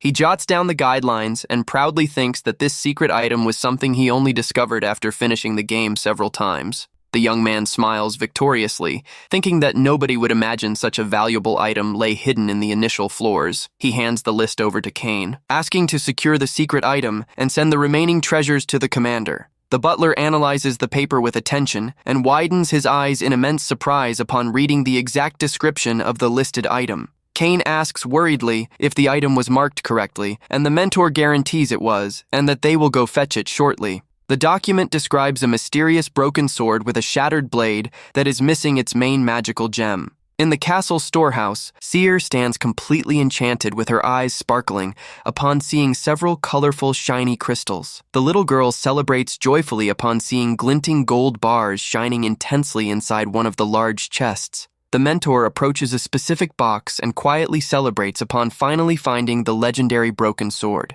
Rin comments impressed about the enormous amount of treasures, and the young man confirms that Citri's cooperation helped a lot. Commander Rin respectfully salutes the little lord, and the girl replies stammery, completely embarrassed. The soldier shows a metallic box to the servants and announces that this is the item of maximum importance that Lord Nan highlighted. The mentor inspects the box with considerable care and praises the soldier's excellent work in delivering the correct item. The youth remembers that in the game, the sword increased growth speed 5 times over and would be highly useful at that moment. He admires the weapon's hilt, thinking about the item's immense attack power, and the little lord curiously asks what that is. The young man says it is a present for her and guarantees there is no issue with it being broken, as he knows where to find the remaining parts. The mentor warns that first they will finish checking the spoils, and the little girl asks what will happen when they fix it. With a bright and eager look, the young man replies that the sword will glow intensely, leaving the little one very excited. Rin asks if she needs to call excavators, but the young man denies it, saying that this is no ordinary weapon that gets fixed like that. While the little girl hums happily in the background, the mentor guides the commander on where each military item should be stored. Seer holds several crystals glowing enchanted, and the teacher comments in a gentle manner about how she loves shiny things. The mentor asks in a friendly way if any of the treasures caught her attention, and the little lord gets startled by the question. He gives her a head pat and says that everything there already belongs to her, so she does not need to be shy to choose a present. The girl points to a beautiful gold crown, and the young man smiles, thinking that royal blood does not lie when guiding her choice. The young man takes her to an ancient abandoned mine on the 70th floor, promising to find the parts to fix the sword walking through the mine. The young man warns that he knows the exact path and that the forks will not be a problem for them. They reach the end of the track, and the girl comments that there does not seem to be anything there, but trusts the teacher will find it fast. The mentor begins to rummage through the cavern stones in search of the exact spot where the sword part was hidden. With a glittering gleam among the rocks, the young man finally finds the red blade fragment he was looking for. Seer asks, surprised if that is already a real sword for true, and the young man replies, smiling, that this is not yet the case. The young man takes a few more firm steps toward the back of the dark mine and warns that this search has not yet ended. The young man activates his powerful magic, concentrating red energy in his hands to reveal the most important part of all. He strikes the stone wall with brutal force, provoking a massive tremor and opening a path through the rocks. The mentor comments that it still remains to cross a large gate and comes face to face with a stone creature guarding the entrance. He calls Seer close and says he will carry her in his arms because there is a small stone obstacle right in their path. Suddenly, the large gargoyle statue's eyes glow intensely, revealing that the guardian has detected the intruders. The stone creature comes to life and warns with an extremely threatening voice that they do not have permission to pass from there. The mentor explains to the little one that gargoyles are a nearly extinct race, and she comments enchanted that the statue is speaking. The monster gets irritated by the mockery, and the young man tells the creature to shut its mouth for being far too loud in the hall. With a cold and imposing look, the mentor demands that the stone guardian not disrupt the little lord's practical lesson. He summons a gigantic shark-shaped red magical creature that roars with violence, startling the gargoyle. Terrified, the guardian kneels, swearing loyalty, and the mentor thinks that a monster of this size can be useful in the future. The youth orders the servant to wait there and mentions he will return later, leaving the monster bowed in a sign of total submission. They finally reach a sacred altar with a floating red magical gem, and the little lord stands dazzled. The young man summons the broken piece of metal he found and prepares to initiate the weapon's restoration process. He positions the sword pieces over the stone altar, pointing toward the glowing magical crystal of the location. A colossal explosion of light and magical energy wraps around the entire sacred altar, leaving the little girl totally marveled. The fully restored sword floats wrapped in flames, and the girl comments with shining eyes that the weapon is very beautiful. The mentor hands over the magnificent red sword and smiling confirms that it is now the little lord's new special present. All happily, the little girl raises her new present and joyfully thanks him with an affectionate hug around her beloved teacher. The system screen reveals the absurd attributes of the powerful cursed sword, which increases the user's attributes by a lot. At the palace, Seer runs to show the present to butler Kane, and the mentor explains that it is long past time for her to train with the sword. Kane gets startled upon noticing that the young man also brought a massive gargoyle as a present, and the mentor decides to christen the monster Arkalom. The butler comments that the creature is far too large to protect the castle and stands confused to learn that this is not its function. The mentor calmly explains that the monster is slow, but will be excellent for dealing with the presence of humans in the region. Kane thoughtfully agrees, remembering that the Guardian would be the perfect defense for the palace's important portal zone. The young man warns the monster that it will be discarded if it is useless, and the frightened gargoyle promises to give its absolute best there. The mentor interrupts the conversation to mention he needs to hear Kane's report and suggests they talk directly in his office. Once in the office, the young man asks with seriousness if Lords Dantalion and Decarabia truly made recent contact. Kane confirms and alerts that if those two floors form a large defense alliance, it will be very difficult to face them later. The mentor agrees that a direct confrontation now would be impossible, but says they cannot just watch this union happen. Kane asks if he has any plan, and the youth suggests weakening the opponent by shaking their strong network of allies and finances. The butler reminds him that this faction is famous for the strength of its merchants, who believe in commerce to evolve the floor. The young man explains that merchants depend entirely on trust and plans to destroy that relationship to make the faction crumble. Kane agrees with the logic, but ponders that this trust was built by years of commerce and will not fall in an instant. With a focused look, the mentor counters that at no point did he say he would cause that destruction in an instantaneous manner. He explains that the strengthening of Seer will take about 5 years and that they will use this time to sabotage the rival economy. The young man reveals that the plan is to become commercial competitors to them. Using the 70th floor in a discreet way, Kane quickly deduces that the young man plans to use Lord Citri again, and the mentor replies laughing that he prefers to call it cooperation. The butler questions if the ally would accept the risk, and the young man guarantees the offer will be far too tempting to refuse. Kane asks what they intend to sell to obtain so much success, and the young man cracks a wicked smile of pure confidence. The mentor reveals in an enigmatic way that they are going to sell something valuable that simply does not exist in the entire demon realm. Meanwhile, on the periphery of the sacred nation of Soder, a few adventurers begin to comment about a new rumor at the tavern. The men say that almost no guards remain defending the demon portal and question the warrior if the story is real.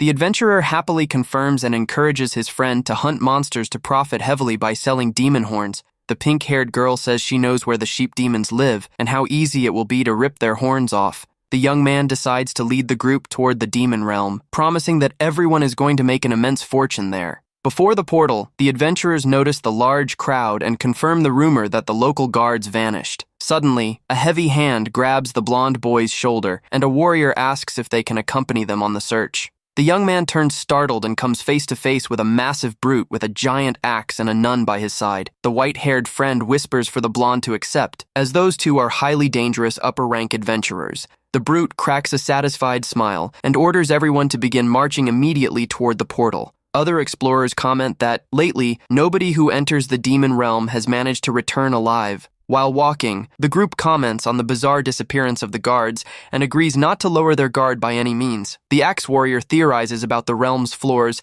until he spots something suspicious and commands everyone to hide on the spot. Hidden behind a large rock, the pink-haired youth whispers warningly that there are sheep demons just ahead. The brute prepares himself excitedly to launch the hunt, but the white-haired young man interrupts him with a proposal. The youth proposes that they keep all the valuable horns, and the blonde thinks the split is unfair since they are the focus of the hunt. Suddenly, the nun places her hand on the blonde boy's shoulder in a threatening manner, saying he has a bright future. She advises with a dark look that he obey if he wants to stay alive, and the warrior activates his terrifying aura. The blonde boy irritably realizes he was tricked from the start, and that the two already planned to rob them since the tavern. He accepts the terms with reluctance, but demands that the axe brute handle all the dangerous combat alone. Before they can act, a colossal tremor begins to shake the ground with extreme violence, startling everyone present. The white-haired young man shouts, asking if everyone is okay while trying to hold himself to the ground during the earthquake. The brute complains that the monsters are going to flee with the tremor, but is interrupted by a destructive surprise attack.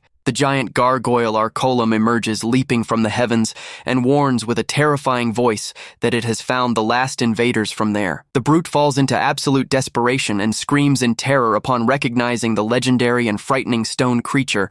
The white-haired youth commands everyone to run immediately and says to forget about the warrior who was cornered. He tries to pull his pink-haired friend, who is completely paralyzed with panic, and asks what is wrong with her. With her eyes wide with pure terror, the girl points forward and tremblingly stammering about the presence of guards. A troop of armored soldiers emerges surrounding the location, and one of the guards asks what Commander Rin's orders are. With an extremely cold and focused look, the blue-skinned commander decisively replies that there is only one order. She orders all the invading adventurers to be captured alive while the guards close the perimeter around them. Locked in a metal cage with his companions, the blonde boy intrigued notices that the demons are not killing the humans. The young adventurer remains completely thoughtful in the cell's darkness, trying to understand the true reason for all of that. At the palace, Rin reports that they captured more than 200 humans during the month, and the mentor with seriousness replies that it is still not enough. The commander praises the brilliant strategy of turning the realm's weakness into a perfect hunting ground for them. The young man thinks to himself that he will do anything to achieve the perfect ending and that he will have no mercy. Rin alerts that the attraction plan worked far too well and that the citizens of the upper floor are already starting to feel insecure. The mentor agrees that they cannot lose popular support and decides they need to change tactics to manage to get more humans. The young man frowns with an extremely enigmatic look and determines that the time has come to change the plan. He asks the commander if she knows specialists capable of manipulating and controlling human minds with ease. The mentor plans to make it so that the humans want to come on their own accord and uses the released blonde youth as the plan's bait. At Soder's guild, the blonde Luke punches the counter, revolted at the portal's closure, but the receptionist says those are orders. Other adventurers at the location gossip about the young man and comment that he is greedy and never settles for ordinary payments. Suddenly, the boy bursts into the guild wounded and panting, begging for help and leaving the receptionist completely startled. He desperately reveals that he managed to escape the demon realm and that all the missing people were captured alive. Luke begs for them to go save his trapped friends, and the receptionist tries to calm him down so that he can manage to explain better. The guild master emerges imposing, descending the stairs, and asks directly if the young man knows why they were kept alive. The boy tremblingly says he did not have time to find out, and the master coldly questions if he truly knows nothing. The youth asks if he is doubting a survivor, and the master admits he finds that entire story highly suspicious. He questions how a weak, low-rank adventurer managed to return alone and says his heartbeat gives him away. The master warns in an intimidating manner that his heart accelerated in the exact same way as that of all liars. He notices surprised that the cardiac rhythm calmed down out of nowhere, as if they had flipped a switch, and smells a foul scent there. The leader accuses the blonde boy of being under the demon's mind control, and the youth cracks a bizarre and frightening smile. Luke reveals his malignant smile, under the effect of mind control, and scoffs at the sharp perception of the supreme rank leader. The boy charges, delivering a swift strike, but the master evades with ease and orders to alert all guilds in the region. With the traitor defeated, the leader wipes his blade and coldly warns that from today on, nobody must go to the demon realm. The master announces the closure of Soder's portal for an indefinite period when a guard bursts into the room in a rush, screaming. The leader asks the reason for that desperation, and the messenger tries to catch his breath to deliver the new panic report. The guard anxiously reveals that the other regional guilds have already initiated a massive movement toward the rival territory. At the Northern Alliance, adventurers ignore the warnings and raise their weapons excited in search of demon horns and heads. A northern leader orders the immediate departure of the troops through the portal, scoffing at the real dangers of that enemy territory. In the sacred nation, armored knights march in celebration, declaring war against the demons in the name of their great belief. In a flashback from days before, Rin warns the mentor that the baits under mind control are ready to draw the adventurers. The young man guides to send the last group to Soder, explaining that an extremely problematic enemy to deal with lives there. The system recalls that in the original game, some humans were major hindrances, and the assassin master Adelberg was one of the worst. The mentor planned everything in a strategic manner to guarantee that Soder's powerful leader always arrives late in his actions. In the present, Varuna observes the immense horde of adventurers invading and thinks about how terrifying the mentor's plans are. Rin alerts that their role is to guarantee the total success of that strategy, capturing all the enemies who cross the portal. Varuna orders the soldiers to use mana nets for the mass capture and commands the Grand Arcalam to initiate the surprise attack. In the canyon, the explorers get startled upon realizing that the sky turned dark suddenly with a colossal shadow up high. The giant gargoyle lands in a destructive manner right in front of them, spreading panic among the invading warriors there. Arcalam declares with a terrifying voice that it will eliminate all the invaders from there. Following the direct orders of its new master, Rin commands the final attack, ordering the immediate firing of the mana nets right into the adventurers' positioning flaws. Vice Commander Varuna guides the troops to load the cannons with the powerful containment nets made of magical silk. He delivers the final order, and a gigantic magical spiderweb is fired, covering the exits and trapping the enemy forces. The adventurers try to tear the webs in desperation, but discover that the material is made of sturdy giant spider silk. An experienced paladin draws his glowing sword and cuts the containment with fury, calling the defenders filthy creatures. An allied warrior shouts relieved upon seeing the legendary crusader, Rosenbach, opening a path with powerful strikes in the middle of the fight. The supreme rank crusader shouts for everyone to stay close. While he uses his sword to open a path by force in the web, Varuna notices the heavy resistance, and Commander Rin agrees that the gargoyle alone will not manage to contain the enemy's magic. A strong, long-haired demon volunteers to resolve the problem, asking the commander to leave the fight to him. The warrior of the Ashura tribe advances in his combat form, promising that they will not be caught by surprise like in the past. The experienced crusader senses a strong enemy presence approaching at high speed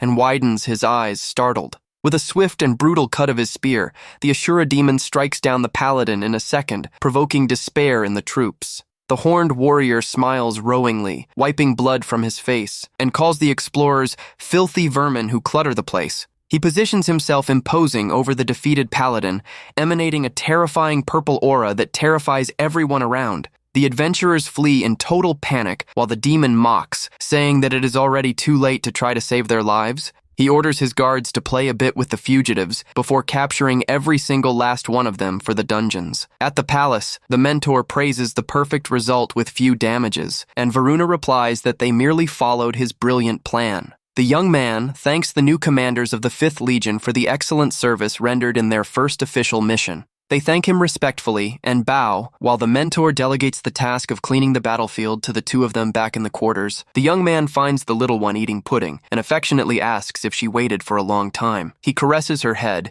and orders Kane to prepare the leak of fake data and separate 200 high-value prisoners. The butler is surprised by the release order and questions if the plan is truly to negotiate directly with the humans. The mentor confirms the intention to collect ransom, but Kane alerts that the realm is still weak to face the human nations. The system details that the first major enemy power is the sacred nation of Felix, the only grand religious theocracy. The second threat is the Empire of Bismarck, the only realm that crowned its own emperor, centralizing all power. And finally, the Northern Alliance formed by the union of 7 powerful military fortresses that defend that border. The young man agrees that the humans are annoying, but explains that refusing the negotiation would cause them to lose their initial advantage. The little lord asks, confused, why the enemies do not just attack, and he explains that the blame for the invasion is entirely on the humans. He explains that if the humans refuse to pay the ransom for their soldiers, the emperors will lose the support and trust of the people. The mentor pets the little girl's head and teaches that for a demon lord,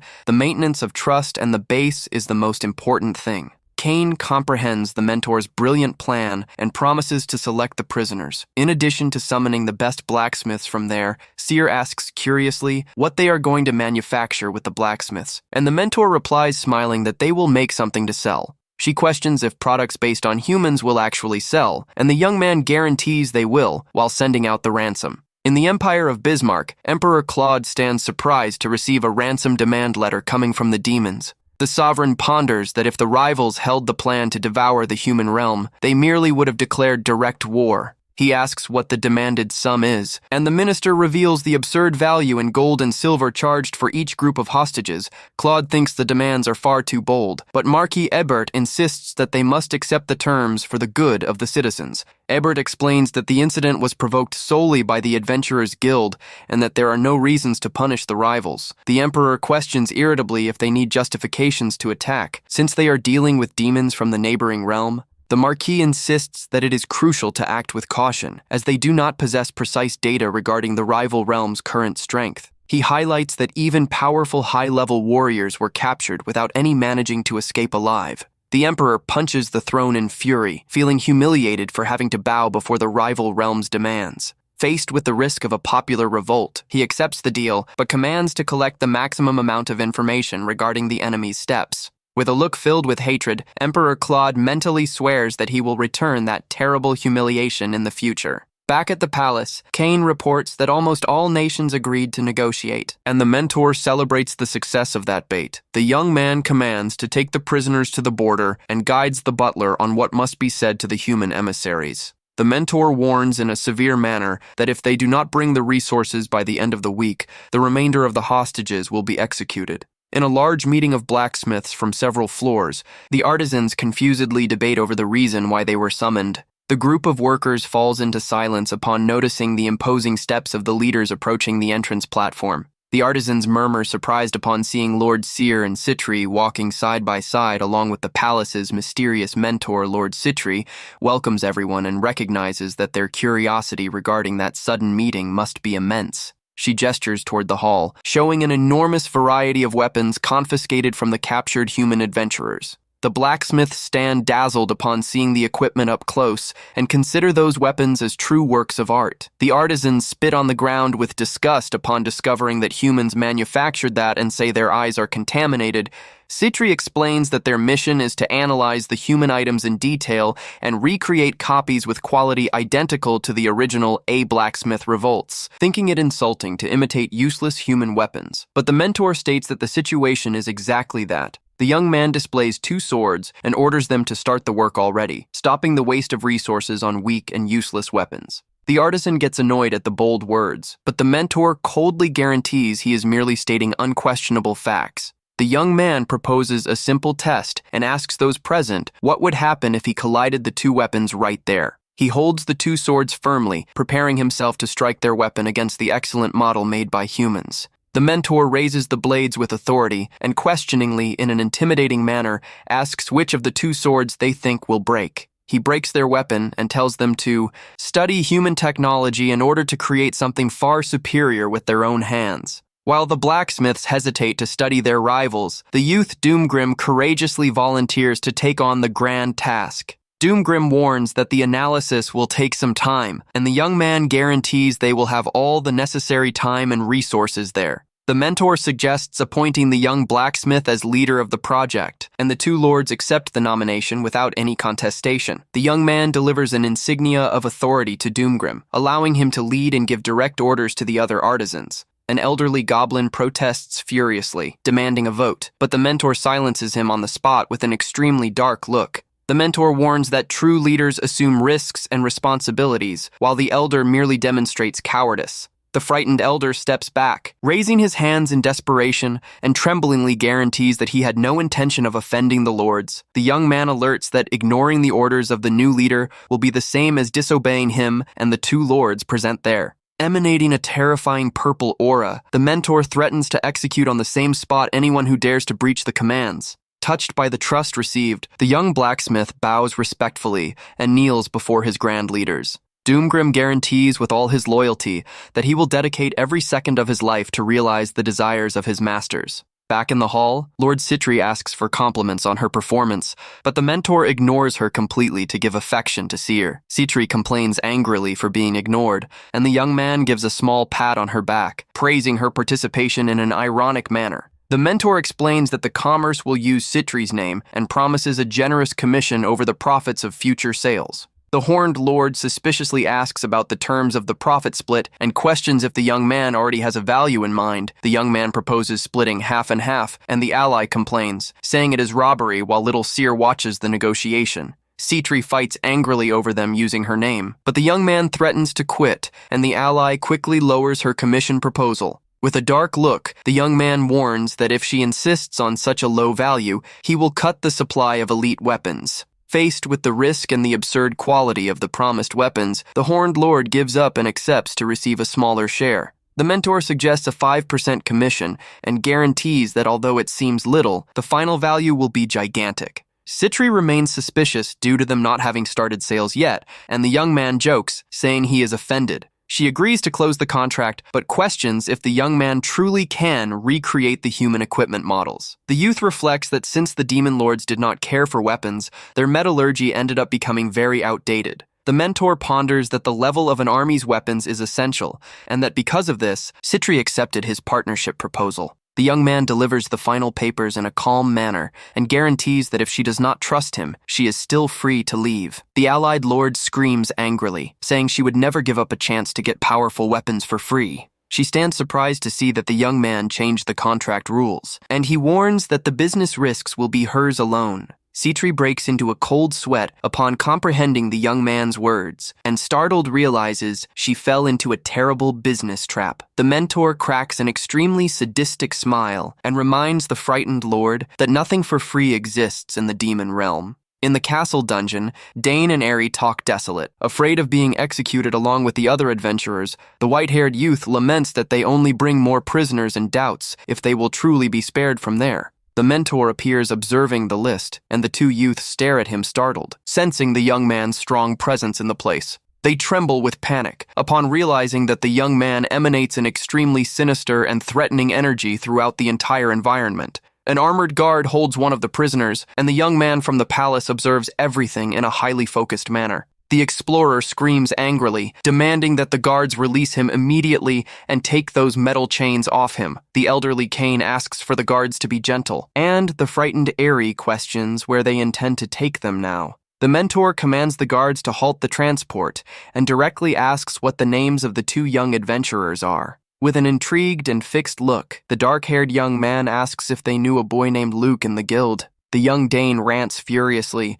saying that they were the ones responsible for capturing his friend, and the mentor goes pensive. The mentor cracks an enigmatic smile upon comprehending the situation and concludes that this was the boy active in Soder's guild. In a rush, the young man asks Kane to bring paper and ink immediately, leaving the older man quite confused with the request. The young man draws their friend's portrait on the paper and shows it to the two youths, demanding to know if they recognize him. Upon seeing Luke's drawing, the two adventurers stand completely in shock and ask startled how he knows him. The young man asks Kane if that was the boy used as bait in Soder, and the startled butler confirms that yes. The mentor celebrates the absurd luck and commands to take the two young adventurers straight to his private office. He walks through the palace, remembering that in the original game, 3 grand legendary heroes appeared when hostility rose. The young man remembers that the first and most dangerous of those opponents was precisely the hero of the sword named Luke. The mentor reflects that the assassin master Adalberk would never leave alive any human controlled by the demons.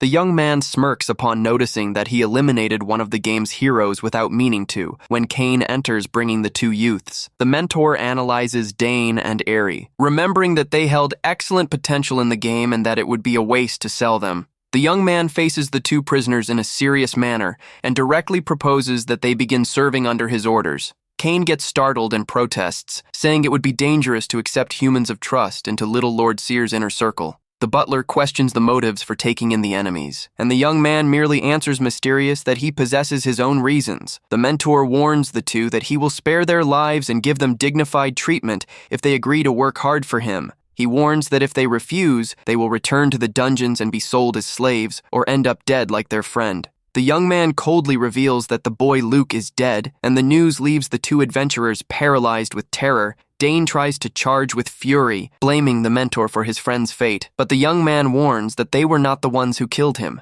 The mentor reveals that the master of Soder's guild discovered everything and took the boy's own life at the moment of his return. Aerie begins to weep desperate at the tragic revelation, and the young man demands that they make a quick decision about serving him. The young Dane turns revolted at the thought of serving demons and angrily asks if the young man will truly let them live there. With her eyes watery with tears and decided to survive, the pink-haired young woman volunteers for the work. Dane infuriates, asking if she lost her mind to trust demons, and Aerie replies that they need to guarantee their life. She clenches her fists, reminding her friend that the humans always treated them poorly and with contempt for not having wealth and power. The girl shouts, weeping, that she refuses to die or to become a slave in the dungeon, and that because of this, she will accept that opportunity. The mentor cracks a dark smile upon seeing the young woman kneel, agreeing to make a deal with the devil himself to live. Dane grinds his teeth with extreme frustration and hatred upon realizing that he does not possess another choice of survival for the two of them. The boy gives in and accepts the proposal, begging for the mentor to fulfill the agreement and asks what they must do in the palace. The young man turns coldly and warns that their duty now is to train hard, since at their current level, they are totally useless. He gives the deadline of 3 years to prove their value and mockingly warns that without results, they will have no future. The teacher announces that today's class will be fencing, and little Sear celebrates, saying she loves training with the sword. Through inherited memories, the mentor knows she is skilled with the blade and decides to teach her the combat basics. He warns her that she needs to hold the weapon with both hands, but the girl hesitates to let go of her teddy bear. The young man remembers that the toy is a keepsake from her father and knows that parting with the bear for a while will be a challenge. The mentor explains that she only needs to separate from the teddy bear during class and is happy to see that she trusts him. The cute little girl affectionately asks the toy to wait right there in the corner, promising to return to it very quickly. The young man holds the girl's hands to adjust her posture and teaches her the proper way to grip the hilt of the sword. The youth demonstrates the combat stance, and Seer mimics the pose perfectly, asking if she is doing it the right way. He is shocked to see the flawless posture of the girl, which reveals this to be her first fencing lesson in her entire life. The mentor announces that they will focus only on basic slashing strikes and asks her to pay very close attention. The young man executes a swift and extremely powerful movement with the wooden sword, generating a massive gust of wind. The little girl is completely amazed by the demonstration, and the teacher encourages her to try doing the same. Seer takes a firm step forward and raises her heavy red sword with both hands, preparing to strike. A red energy and a sinister silhouette arise behind the little one as she concentrates all of her immense power. The girl delivers a devastating blow that creates a gigantic shockwave, destroying the floor of the training hall. The teacher stands completely frozen in panic and awe upon witnessing the overwhelming strength of that attack. The youth realizes that the magic sword is granting an absurd status bonus, vastly different from how it was in the game. The little one asks all cutely if she made the right move, and the mentor hides his amazement, praising her great performance. Facing the immense fissure opened in the floor, the young man ends today's class and decides they will only use wooden swords. Suddenly, the little lord remembers something important and begins to speak in a mysterious and serious tone of voice. With a wicked aura, she reveals that some humans have breached the castle and asks what is going on there. The young man tries to justify it by saying that the humans study on their own, guaranteeing that she is his only disciple. She accuses him of fibbing because he also teaches Lord Citri, but the mentor explains that it is strictly for business. The girl looks deep into his eyes and asks if he will always be her teacher and no one else's. With an awkward smile, the young man immediately confirms that she is and always will be his only beloved student. Seer celebrates joyfully, while a white-haired ally sneaks up quietly, calling out to the young man. The ally whispers a major secret into the young man's ear, revealing that the little lord's birthday is coming up. Facing this unexpected revelation, the youth lets out a worried sigh, realizing he has run into a major problem. The horned lord complains about him bringing up the matter now, and the young man questions when the right time for that would be. She asks the young man to open up to his older sister, and he agrees to tell her as long as she does not keep teasing him. The young man says it is about Seer, and the allied lord secretly hopes they had a falling out so she can hire him. The lord is surprised to see that the drama was merely about gifts, and the young man notices her clear expression of disappointment. She brushes it off with an awkward laugh, but the mentor tells her to forget the wild ideas of trying to recruit him. The ally suggests giving sweets or dolls as a gift, but the young man thinks these options are far too simple for the occasion. The lord scoffs, saying he wants to look cute, and the youth remembers he needs to increase her affection for the good ending. The ally suggests giving something shiny, remembering the crown, and the young man recalls that the object was way too big for her head. She suggests adjusting the size, and the youth decides to have a blacksmith rework the piece of jewelry, praising the ally's good idea. Paying no mind to the allies shouting, the young man plans to break into Seer's room in secret to take the crown back. Treading lightly down the dark hallway, the young man asks the maid if the little one really went out to have a snack. The fox-eared servant confirms that the chef is serving pudding and that the surprise operation is going smoothly. With all the care in the world, the young man places his hand on the doorknob and begins to open the little girl's bedroom door. To everyone's despair, the girl comes running down the hallway, shouting for the teacher and ruining the secret plan. She hugs him, saying she felt his mana, and the young man realizes with relief that he almost ruined the entire gift surprise. The little one asks what he was doing there, and the youth lies quickly, saying it is a beautiful night to go for a stroll. The young man says they are going for a walk and signals for the maid to enter the bedroom while they are out. Gazing up at the gorgeous starry sky, the cute little girl comments with sparkling eyes about how beautiful the full moon is sitting on the bench.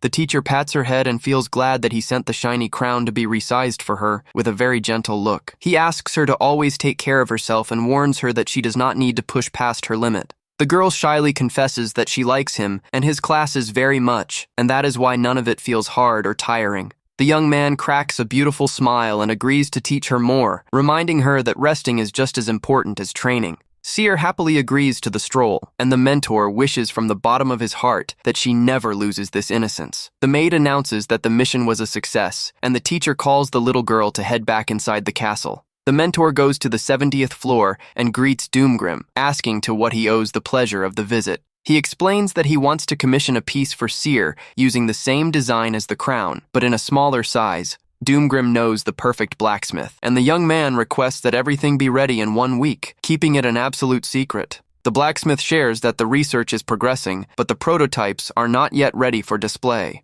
The mentor tells him not to rush, and the blacksmith expresses his gratitude, promising to ensure the project's success. Satisfied to have the gift taken care of, the young man walks away thinking about the preparations when he hears loud crying. The mentor runs over in a fright and finds the maids trying to calm the little lord, who is weeping desperately. The servant tries to offer a delicious pudding to distract her, but the little girl screams. Rejecting the sweet in a fury, everyone is left in absolute shock upon realizing that the girl rejected even her beloved and precious pudding. Crying heavily, the little girl looks to the side and finally notices the presence of her dear teacher there. She runs toward the young man in tears and throws herself forcefully into his arms to get a tight hug. The youth comforts her, saying he is right there, and gently asks the reason for so much weeping and despair. The servants explain that she thought the mentor had left for good, and the young man understands the situation. He smiles and apologizes for leaving without warning, suggesting that everyone head back inside the quarters now.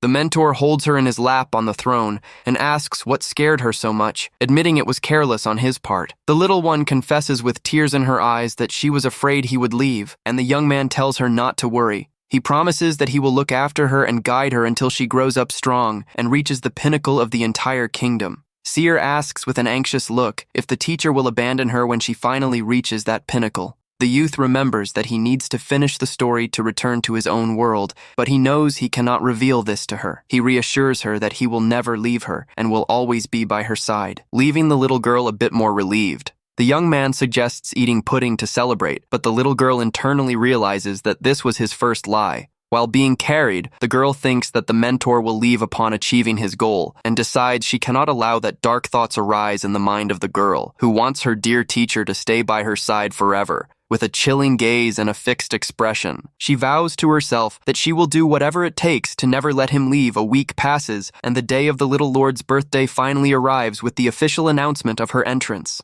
The little girl enters the hall beautifully dressed and holding hands with the mentor, receiving congratulations from everyone present. Seer thanks everyone sweetly, and the soldiers whisper among themselves about how incredibly cute the little lord looks. The vice commander approaches with a friendly smile and hands over the beautiful gift that he and Rin prepared with care. The little girl is amazed, joyfully thanking them for the lovely present, and the young man says it is an honor for them. Lord Citri makes a joke, calling the gift modest, and the mentor asks if everyone can expect something better coming from her. She confidently accepts the challenge and claps her hands, ordering them to immediately bring out the gift she prepared. The mentor places his hand on his forehead, confused to see the bizarre gift, while the little girl watches, completely puzzled. Citri displays a giant golden statue of Seer, stating that a lord needs to show her grandeur and power. The young man admits she is not entirely wrong, and the ally asks irritably if that was supposed to be a compliment from him. To the mentor's surprise, the little lord loves the golden statue and gives a thumbs up, thanking the ally.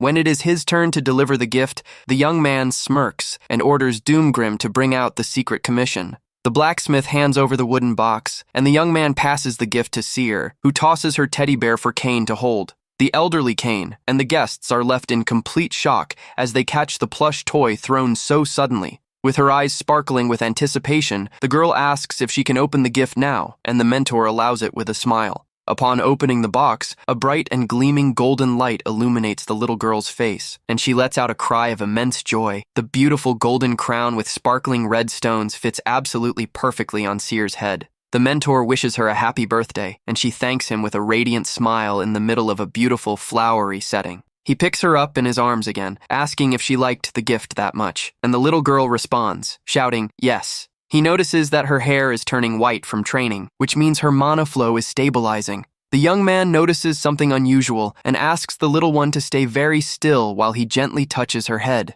Pulling back a strand of hair, his eyes widen in surprise as he notices that a small horn is starting to grow on the girl. Frantic, the young man shouts, pointing out the horns, but Kane calms him down, explaining that this is perfectly normal for them. Kane wonders about the mentor's origins, while the young man feels relieved to see that the little girl is not feeling any pain. Seer reassures him that she is not feeling any pain at all, and Nan is relieved as he hugs the little girl. Kane warns that her new horns are sensitive, and Nain realizes that he truly needs to be very careful. The young man asks about the new weapon prototypes, and the blacksmith reveals that everything is already properly prepared. The blacksmith becomes worried about potential failures in the tests, but the mentor reassures him that there is no problem with failing. He explains to Seer that failures bring useful experience to achieve even better results in the future. The young man asks for no one to be nervous, and the blacksmith respectfully agrees with the master's words. The mentor analyzes the new sword up close and comments that it at least looks very nice on the outside. He affectionately asks Seer to take a few steps back because testing the weapon could be dangerous. Everyone steps back and watches in silence as the youth positions himself before the table to test the blade.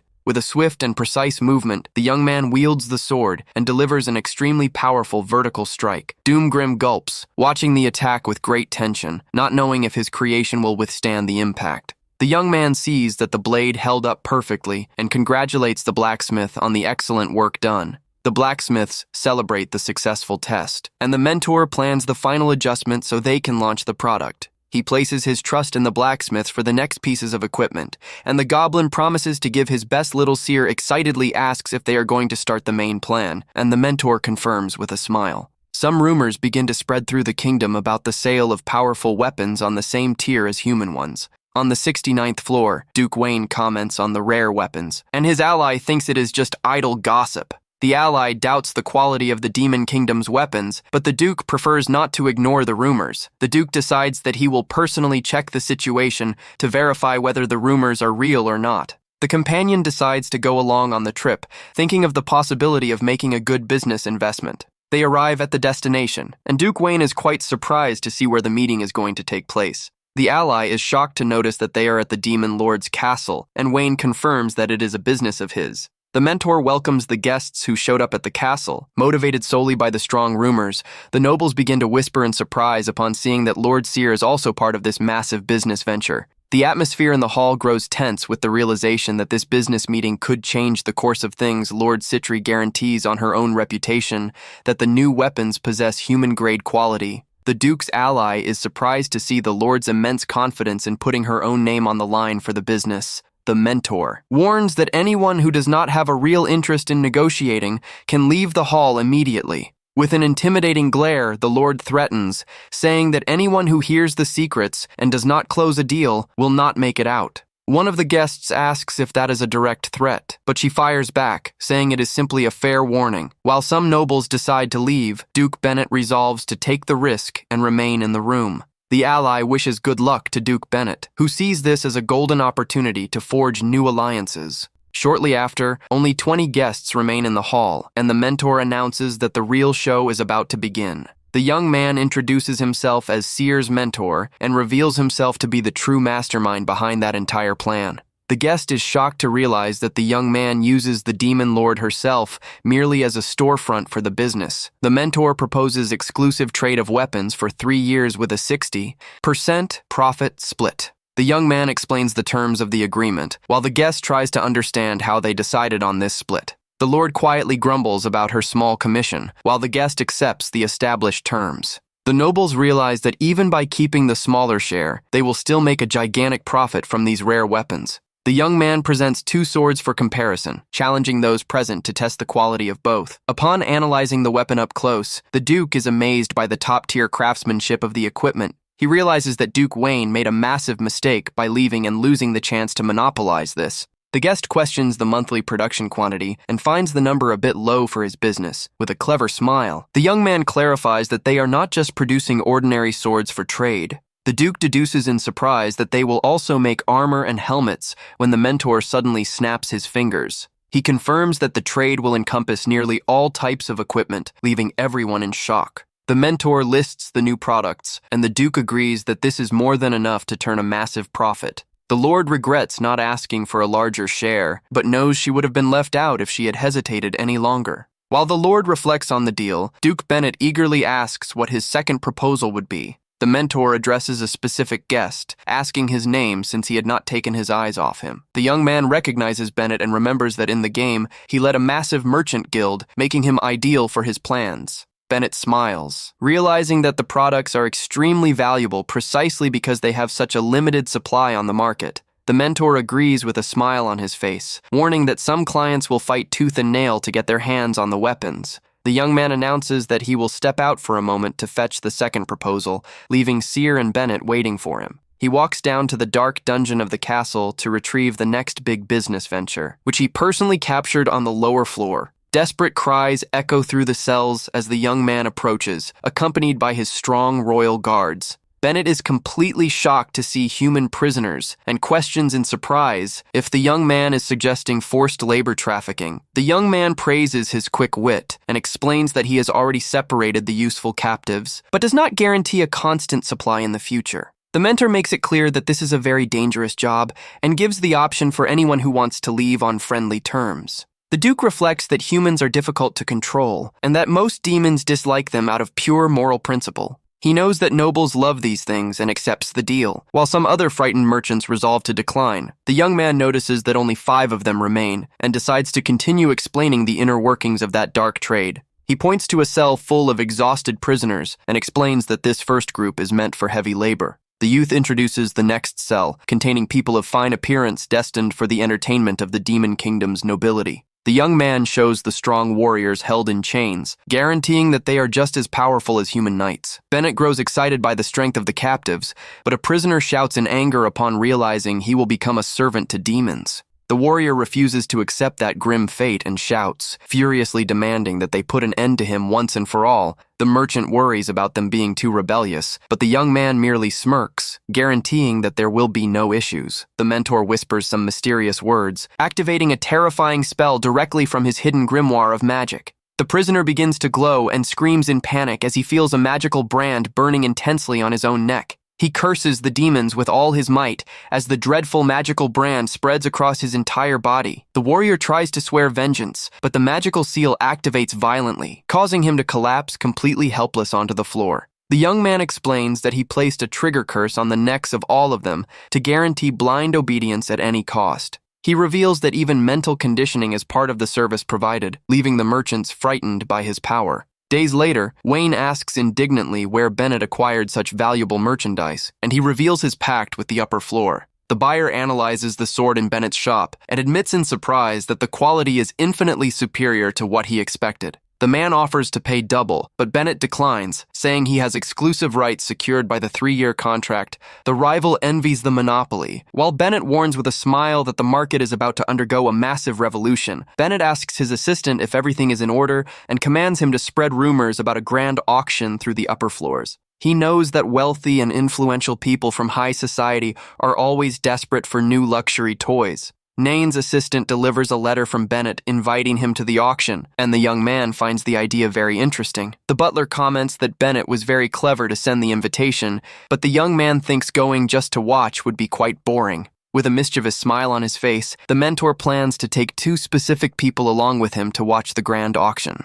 Seer is enchanted upon entering Bennett's gigantic shop. Amazed by the large quantity of shiny items, the young man guarantees there are better things inside, while the 2 human servants wonder about the reason they were brought there. Bennett greets the little lord respectfully, and the young man asks to see the magical artifacts available in the luxurious shop. The group begins to head up the establishment's stairs, and the human servants timidly catch the attention of their new master. The merchant notices the human servants and asks about them, but the young man quickly tells him to mind his own business. Bennett opens the doors to the special vault, revealing a hall filled with rare and extremely valuable magical items. The 2 human youths are completely starstruck to see so many legendary-grade magical artifacts right before them. The mentor says they can choose one item to help with their studies, and they can hardly believe his generosity. The young pink-haired girl approaches a display case and shyly asks if she can have a beautiful, shiny ring. The mentor explains that the ring stores mana and is safe for humans, while Seer observes everything with a very serious look.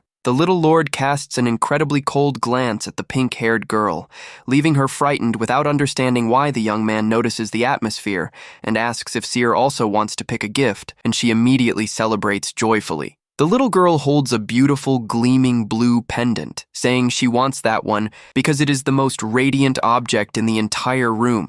The young man analyzes the necklace and is very pleased to see that the object possesses a powerful protection spell against dangers. The youth announces that the payment will be charged to the lower floor and asks Bennett to set aside suitable items for the 2 captives.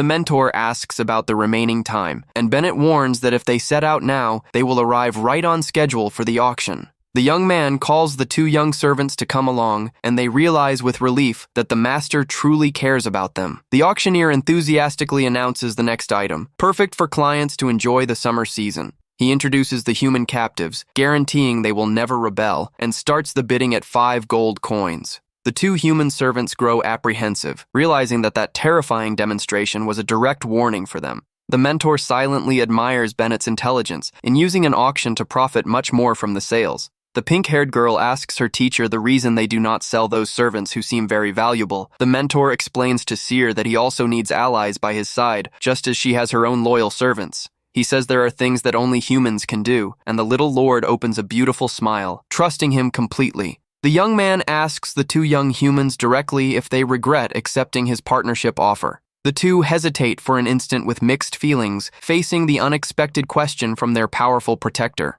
Upon seeing another captive being sold, the two youths realize with great relief that cruel fate could have been theirs. They admit that allying with the young man was the best choice of their lives, and the mentor guarantees he will count on their help. Years pass in the blink of an eye, while little Seer trains hard to control her immense flow of magic. The teacher praises the young lord's development upon noticing how excellent she has become at gathering and controlling her own mana. 5 years pass, and the young Seer appears much taller and beautiful, joyfully greeting her beloved teacher. The young man praises her effort and suggests changing the location of today's class, leaving the girl very curious about the surprise. The mentor warns that the class is of utmost importance, but the girl pouts, complaining that he should take care of it alone. The teacher admonishes that she cannot be lazy just because she finds the task boring, and she accepts the advice with her head bowed, walking through the garden. The young man asks if she knows what day it is today, and explains that the exclusive weapon contract has finally ended. The young woman comments that they tried to renegotiate the deal, but ponders that they are under no obligation to accept the terms.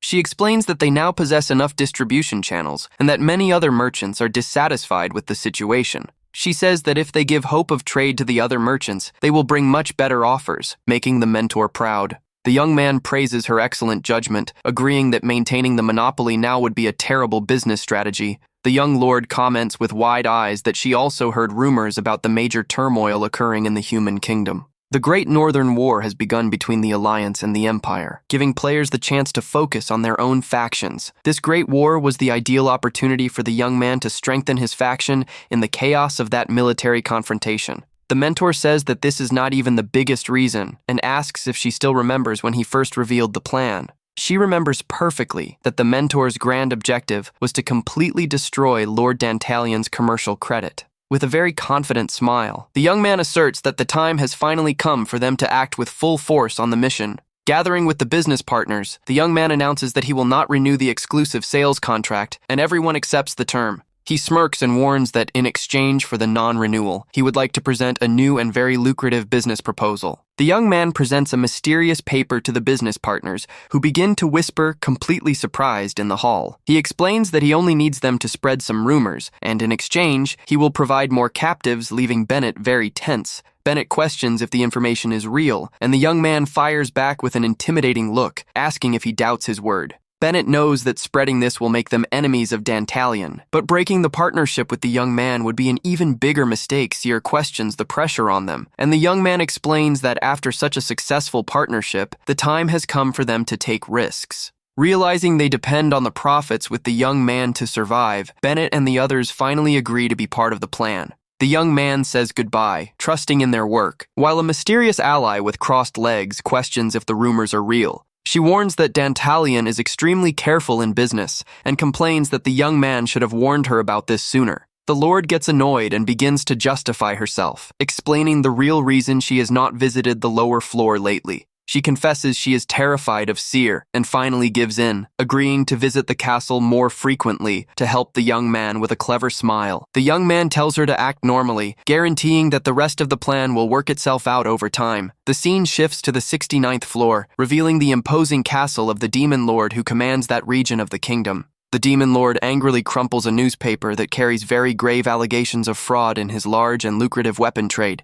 Completely beside himself, he throws the reports into the air, demanding to know who the rascal was that uncovered that hidden secret. Dantalion's weapon trade was his financial pillar, but it suffered a harsh blow from the flawless items coming from the upper floor. With warehouses full of unsold weapons, he doctored the accounts to pretend everything was sold so as not to lose clients. Desperate, the Lord realizes he will now look like a thief in the eyes of the clients and tries to find the source of the terrible leak. The servants promise to find the culprit quickly, but warn that there is another much more urgent problem to be resolved. The assistant reveals that the large weapon forges are aggressively demanding the payment of the massive accumulated debts. The Lord falls into despair and holds his head tightly, not knowing where he will get the money to pay off that gigantic debt. The advisors suggest calming the merchants and selling off the entire stock to get quick cash to pay the debts. They warn that losing the stock is better than going completely bankrupt and alert that without money, Lord Citri will attack them. Soon Dantalion resolves to contact Decarabia to ask for a loan, preferring to ally with those above than to be destroyed. The young man reads the report, satisfied to see Dantalion falling into his trap and struggling desperately to survive. The scene shows Nain's luxurious office filled with books, where he and the young lord converse quietly about the plan. The mentor explains that Decarabia will squeeze every coin out of Dantalion, while the latter will do everything not to lose his support. Seer asks how he discovered Dantalion's hidden stock, and the young man reveals that he obtained the information thanks to the servant Dane. He praises the usefulness of humans and asks if she does not trust him, but the little girl reacts in a very cute and jealous manner. Seer blushes with embarrassment and pouts, complaining that the teacher has been giving too much attention to the other servants lately. The young man finds this childish side of her amusing and affectionately guarantees that he will always be her one and only teacher. The girl shyly asks if that is true, and the young man pats her head, confirming it with absolute certainty. He plans to accelerate the ruin of their alliance, and Seer agrees that that information is perfect for causing a major rift.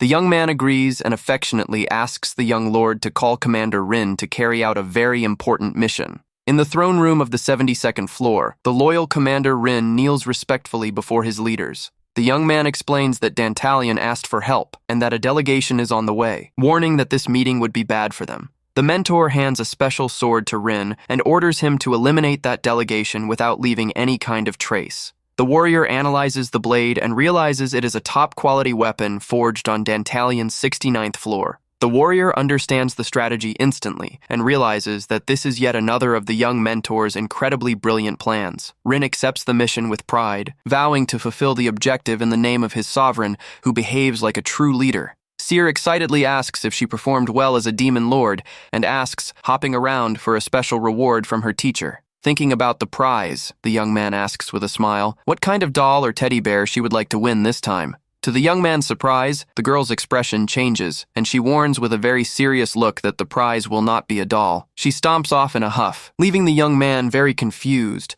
wondering if she has entered the rebellious phase of youth. At the connection portal, Rin instructs his soldiers, warning that their identity cannot be exposed under any circumstances. He divides the targets of the 15-person delegation. While a soldier worries about the presence of the Pentagram Knights, Rin grips the hilt of his sword and admits that the situation would be quite complicated if the elite warriors were to show up. He guarantees he will handle them in a way that looks like the work of another faction and commands everyone to take their positions. Heavy blasts of wind and dust occur in the canyon, indicating the start of the violent combat against the enemies. A bit later at the connection location, the grand purple magic portal begins to glow intensely in the middle of the woods. The enemies cross the portal without the elite knights, easing the work for Rin, who launches the ambush on the spot. Rin advances with frightening speed, delivering fatal strikes that defeat the opponents in the blink of an eye in the valley. With a firm shout of command, the leader orders his soldiers to attack with everything to eliminate the remaining enemies. Caught by surprise, the opponents fall into complete panic,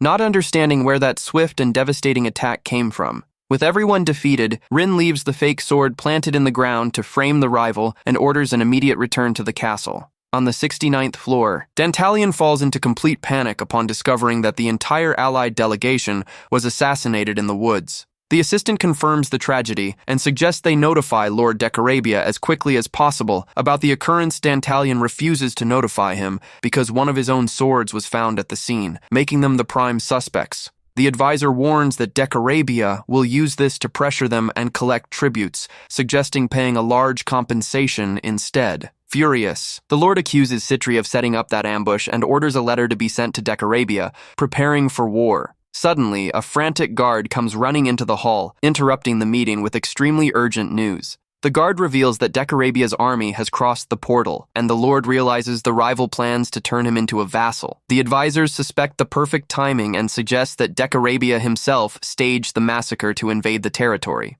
Dantalion becomes completely enraged and orders the mobilization of his entire army to halt the rival's invasion at any cost. At the Little Lord's castle, the messenger confirms that the invasion has begun exactly as the young mentor had predicted before. The young man asks for permission to handle the case and celebrates, saying that this is the perfect chance to profit without any effort. Seer asks the meaning of the term, and the teacher explains that it means gaining a major advantage from the rival's fight. Nain orders Commander Epsilon to prepare the troops, but the lizard leader alerts that the enemy army is far too powerful. The mentor explains that they will not fight head-on, but merely draw the enemy's attention, leaving the commander very enthusiastic. Seer wishes good luck in a very cute way, and the loyal lizard commander guarantees he will fulfill the mission with total success in the valley. The young man orders Rin to withdraw the merchants from the 69th floor, but the ally questions if they will obey the order. The young man explains that the merchants were heading there for safety, but were deceived by Dantalion before the start of the invasion. He sees this as the perfect chance to destroy trust in them and draw them in by offering great advantages on the upper floor. Seer asks if they will need Lord Citri's approval, but the young man guarantees he will accept just to make easy money. The little girl celebrates, predicting the inevitable downfall of Dantalion, and orders the young man to take the lead of the secret operation. The girl feigns a cough, catching the attention of the mentor, who asks, confused, if she did not understand some part of the explanation. She says she just had an excellent plan idea, leaving the young man curious to hear what is going on in her mind. She suggests taking down Dantalion's floor while the troops clash, but the young man thinks the idea is far too risky. Seer insists, saying she trained a lot and learned powerful spells directly from him so she could fight in the war. The mentor firmly declines, warning that it is not yet the time for her to go to battle until she gets a bit older. She complains very angrily, questioning how much more she will have to grow since she feels mature and strong enough for that. The young man mentally acknowledges that no lord there would beat Seer, but he still worries about the girl's safety. He remembers that she is still just a child and fears seeing her get gravely injured or perish in the middle of that combat. He knows that if something happens to her, all his efforts to secure a happy ending would go down the drain. He affectionately asks her to hold on a bit longer and apologizes for acting so selfishly regarding her protection. In return, he promises to grant a wish of hers at the end, as long as it is not going into combat, leaving the girl thoughtful. With sparkling eyes, the girl happily reveals that her only wish is to travel together with him to anywhere in the world. The young man realizes they have never gone out for a stroll and accepts the request. Touched by the childish and cute excitement of the little lord in her room, Seer hugs her plush animals, celebrating the future trip, very anxious and unable to sleep from joy. She hugs her bear, smiling as she thinks that her beloved teacher is the most precious person and will always be by her side. To be able to stroll with him as soon as possible, she decides she needs to make that war end quickly at any cost. With a determined look, she resolves to act, even if she has to disobey the teacher and be considered a rebellious girl. She seeks out Commander Rin and demands to go along to the battlefield, leaving the warrior totally shocked by the order. She asserts she is the true leader, and Rin recalls that she masters incredible fencing and magic techniques taught by the mentor. He knows she would be of great help, but respectfully declines the request, saying that mission is exclusive to his troops.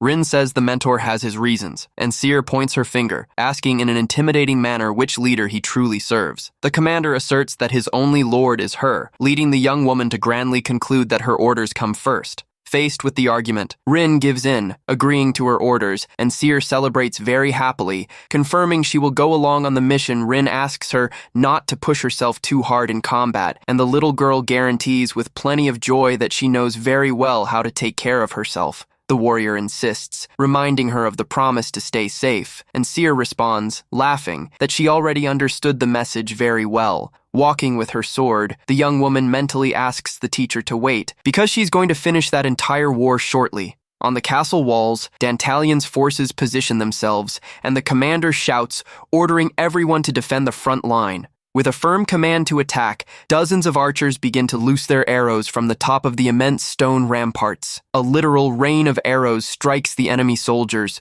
who fall gravely wounded in the middle of the rocky battlefield. On the invaders' side, a floating magical artifact of a brilliant pink color begins to charge an immense amount of energy under orders to attack. The cannon fires gigantic beams of pink energy toward the defenses of Dantalion's castle. Loud explosions caused by the magical impact destroy the defensive lines, injuring dozens of soldiers who scream in pain. Large blocks of stone and debris from the ramparts begin to collapse from the heights due to the tremendous impact of the attacks. One of our soldiers begins to tremble in terror. Upon noticing the debris crashing down directly over his head, a gigantic stone crushes the warrior violently, leaving the survivors frightened by the brutality of that siege. Protected by large shields, the warriors complain that the magical shots are constant, preventing any approach. With no other alternative, the commander shouts, ordering the immediate retreat of all troops to avoid greater losses at the site. Suddenly, a powerful knight wearing golden armor and wielding a colossal sword appears on the battlefield.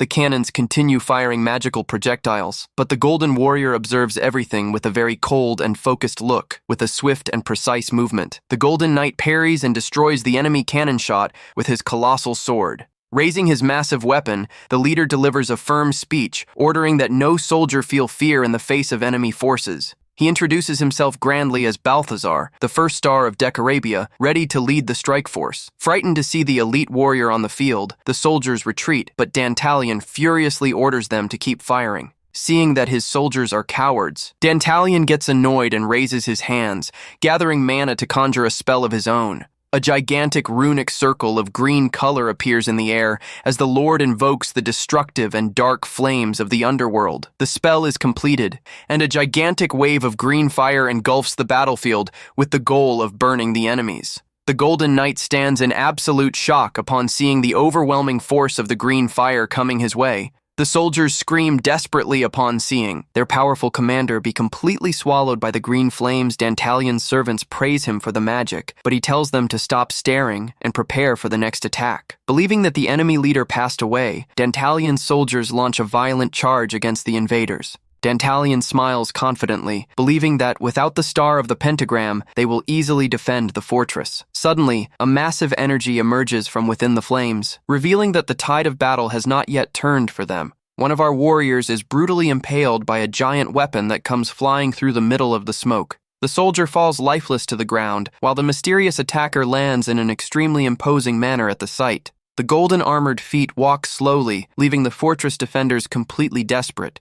Balthazar resurfaces without a scratch, commenting mockingly that the Lord's fire magic was merely lukewarm. The warrior grips the defenses with his hands, calling Lord Dantalion pathetic because of his weak attack. In front of the ramparts, he ridicules the rivals, asking if they truly thought they could go toe-to-toe with Decarabia. Dantalion shouts furiously, calling the enemy a filthy worm and saying he only survived because of his armor. The Golden Knight tells him to blame his own weakness for failing to pierce the gift he received from his leader. Seer decides she has seen enough of that useless argument and prepares to intervene directly in the confrontation. A devastating gust of wind falls from the sky like lightning. Striking the powerful Golden Knight with full force, Balthazar uses his quick reflexes to dodge the destructive attack at the last second, being thrown backward. The warrior kneels in affright upon seeing who attacked him, while a gentle voice laments that he managed to dodge. Balthazar recognizes her in alarm as the terrifying Lord Seer, and the girl confirms her identity with a joyful smile. Dantalion observes her from afar, suspecting she wants some highly valuable reward in exchange for that unexpected help. She asks if he is the famous Balthazar, and the Golden Warrior questions what brings the great lord of the lower floor there.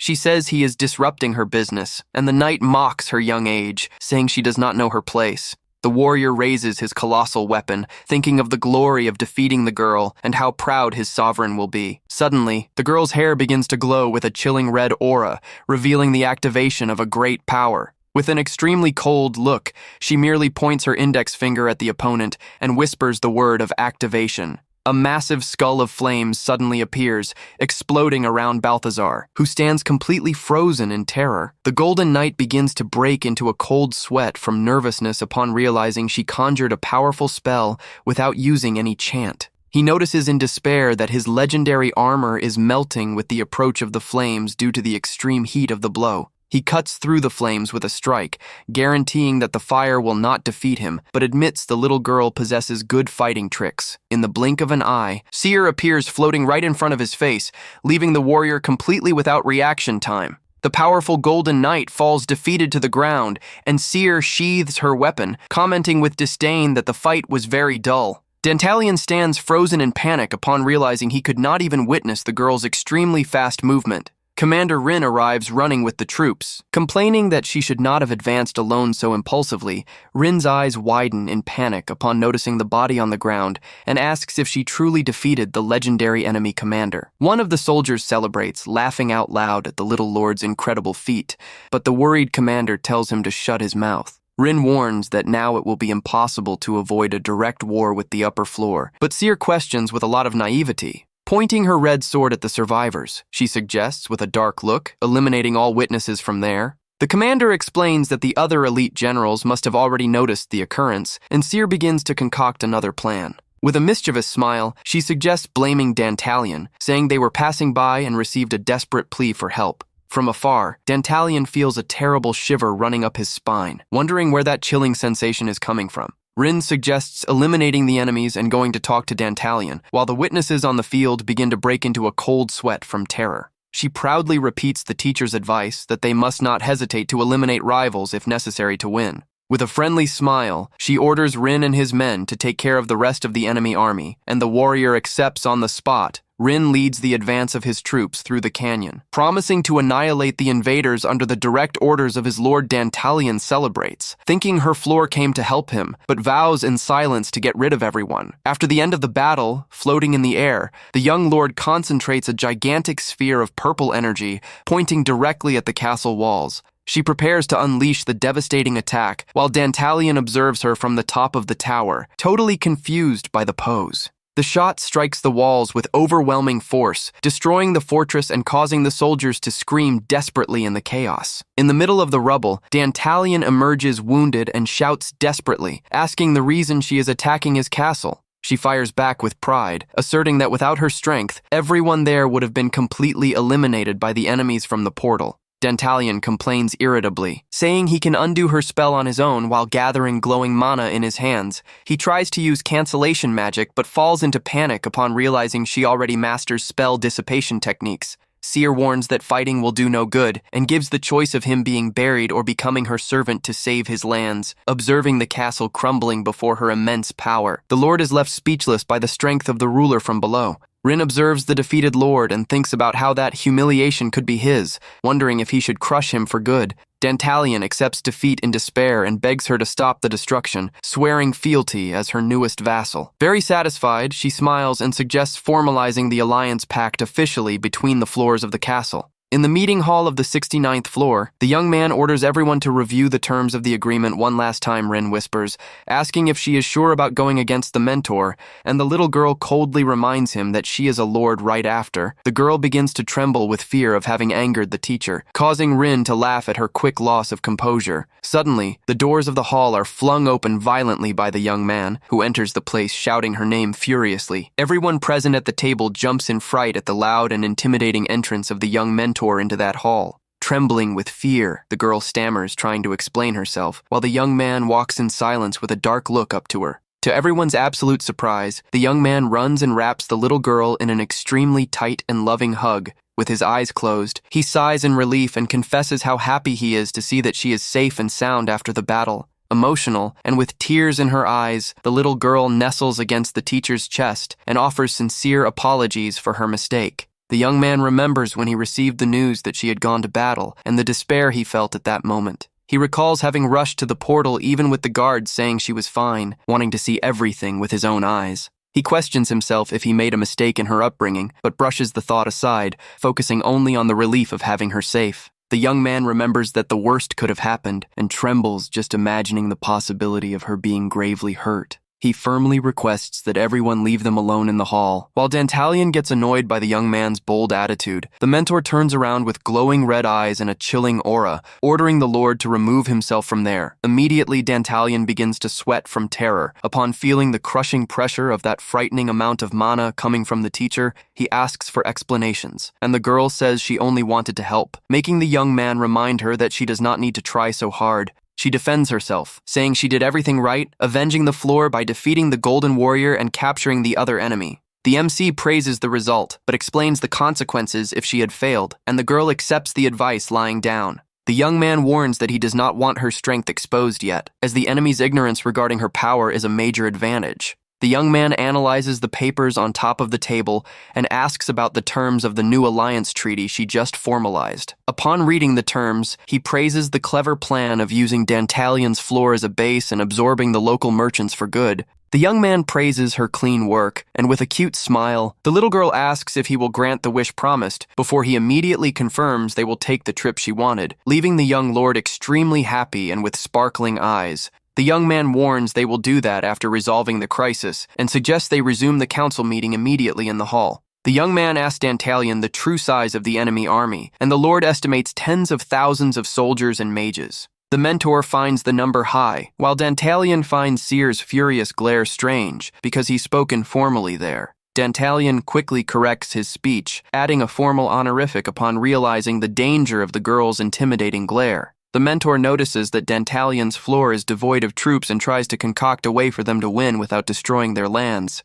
Seer reminds him they have Citri's support, but the young man knows that an all-out war will cause damage difficult to rebuild. Seer blames herself for the complication, but the teacher consoles her affectionately, telling her to view that merely as a good lesson. The young man remembers he only performed well so far because he knows the course of the game and that he needs to fix the story that went off script. He reveals that there is a method he did not want to use and announces grandly that he will personally intervene in the fight. On the 68th floor, the news of the troops' defeat and the failure in the neighboring floor's invasion generates great outrage. Lord Decarabia shouts furiously, demanding results from his generals after all the trust he placed in them in the past. On their knees, the generals beg for one last chance, promising that this time they will crush the rival army with full force. He accepts, but orders them to also bring Seer's head, threatening to end the generals themselves should they fail the mission. A bit later, one of the generals admits very apprehensively that he only lied with confidence so as not to be executed on the spot. He asks if the ally has any clever plan, but the warrior responds hopelessly after the loss of their companion. The winged warrior questions how Balthazar passed away, even with the armor, and the generals begin to argue irritably at the table. She explains that Commander Rin appeared by surprise, and the other agrees that retreating against Rin was the best decision there. They admit the girl's power is chilling and that they need to stop her, but Rubia reminds them that only 3 generals remain alive. With a wicked smile, the leader proposes an open-pitched battle, claiming that their army is still far superior. Rubia says Citri has no reason to fight them directly and suggests the plan is simply to strike first. The leader confirms the attack strategy and orders everyone to begin preparing immediately for the charge. A guard enters frantic, warning that the enemy army is already attacking. Leaving the generals completely shocked, Nain enjoys the cool breeze and praises Commander Rin for the advanced march that avoided any ambush along the way. Rin questions if they will manage to win without Citri's support, and is shocked to hear that Nain is not certain. Either Rin explains she was surprised, because the Lord Nain she knows always prepares very well before taking action.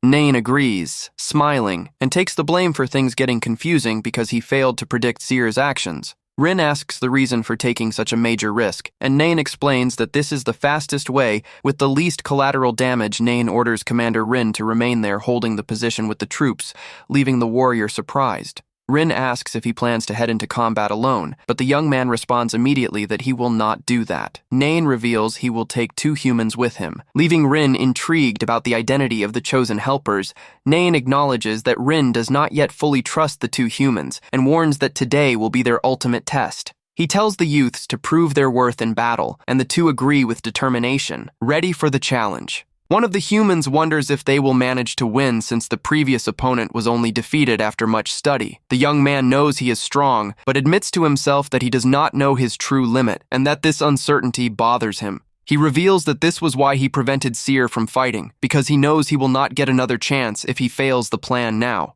The humans warn that they spotted the enemies beyond the hill, and Nain ironizes, calling it a fine, welcoming reception. They observe the canyon and realize the path is completely infested with warriors from the enemy army. Nain orders the two humans to provide support as needed and advances with a smile to confront the rival. The enemy generals observe the valley after receiving reports from scouts but run into something unexpected. The enemy leader is intrigued upon spotting only one person walking alone and wonders if he is seeing correctly. A general alerts that clearly looks like a trap and suggests halting to send scouts to investigate. Rubia thinks the rivals fled, but the ally fires back, saying that them being hidden on the hill is much more likely. The general questions if she truly feels no magic, and the harpy confirms, saying that was why she suggested the flight. The general theorizes that the enemy avoided using magic because he knows Rubia's powers, but she calls them cowards. Irritated by their hesitation, Rubia decides to fly to check on the enemy alone, ignoring the warnings to fall back. The green-haired general complains about her recklessness, but the ally trusts that the harpy is well protected with magic.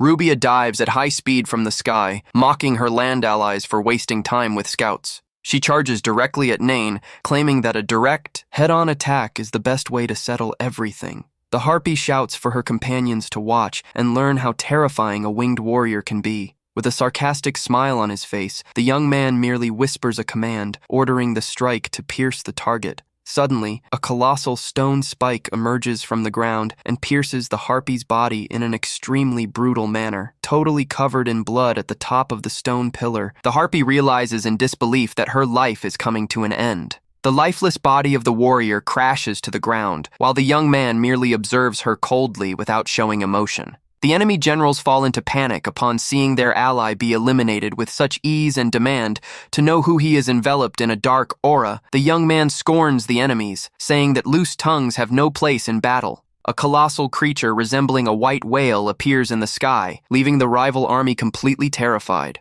With a cold look, the young man orders the legendary Leviathan to do a thorough sweep, eliminating all invaders. The monster advances, crushing the enemy troops, who beg desperately for their lives in the middle of the destruction. The colossal creature strikes the ground with a devastating impact that generates a destructive shockwave through the valley. The surviving general begins to tremble in terror upon witnessing a level of devastating power that he has never seen before. Completely terrified, the general decides to mount his horse and flee as fast as possible from there, shouting in anger. The enemy asks desperately what he truly is, and the young man responds mockingly, asking who he thinks he is. The two humans observe the destructive force from afar and wonder if there is truly a need for them to fight. Dane insists they need to act to prove their utility, and the ally agrees to provide cover in the coordinated attack. Dane leaps from a cliff wielding his dagger and announces that he is counting on his companion's support. The young, pink-haired girl raises her staff and conjures a powerful spell to increase Dane's speed with the wind. The warrior advances like a flash of lightning toward the enemy, who is incredulous to see a human attacking with such audacity, delivering a swift and precise strike. Dane attacks the enemy mages with the goal of eliminating their defenses. She activates one more protective magic, wishing that an extremely resilient shield guarantee her allies' safety. A brilliant and destructive magical collision occurs in the air, illuminating the battlefield with electricity. The leader of the lizards notices the arrival of reinforcements and orders all of his units to advance in the charge. Dane lands on the ground on his knees holding his weapon and prepares to deliver the next physical strike. He leaps again, delivering a fast attack that makes the opponent shout in pain as he is struck in the midair. General Dahak falls defeated from his horse, leaving the enemy soldiers completely desperate. The horned demon lord grinds his teeth in anger upon seeing a mere human defeating his commanders. He assumes his imposing monstrous form and roars, swearing that he will tear the invader apart with his own hands. Nain suddenly appears wielding his blade and coldly warns the rival to keep his eyes on the battle. With a single swift and devastating slash, the young man cuts down the giant monster, leaving the opponent without reaction. The young man tells the rival not to lose focus and promises to send Decarabia to the exact same fate right after Aerie celebrates, highly relieved upon realizing that her support magic truly worked as planned. Suddenly, the young Lord Seer appears in an imposing manner from behind and asks where the teacher is. Aerie points down, and Seer comments in surprise about the wreckage her teacher caused in the canyon. Seer dreams of reaching that power, and Aerie agrees, saying she will certainly manage it because she is a lord. Aerie asks if Nain knows the girl is there, but Seer confesses she came to welcome him back in secret. Seer fires back sharply, frightening the girl, who apologizes immediately for being nosy. Seer questions jealously if the human has feelings for the teacher, but Eri says she only has terror of him. Upon hearing about the terror, the Lord gets confused and admits she made a mistake in interpreting Eri's words. Nan appears carrying a prisoner on his shoulders, and is surprised to spot Seer waiting for him in the valley. Eri celebrates upon seeing Dane return safely, and the warrior thanks her for her excellent magical support. Nain asks what brings her to the battlefield, and the girl responds joyfully that she came to welcome him back. He thanks her, smiling, and reflects that he cleared the threats to give her a safe chance to train in combat.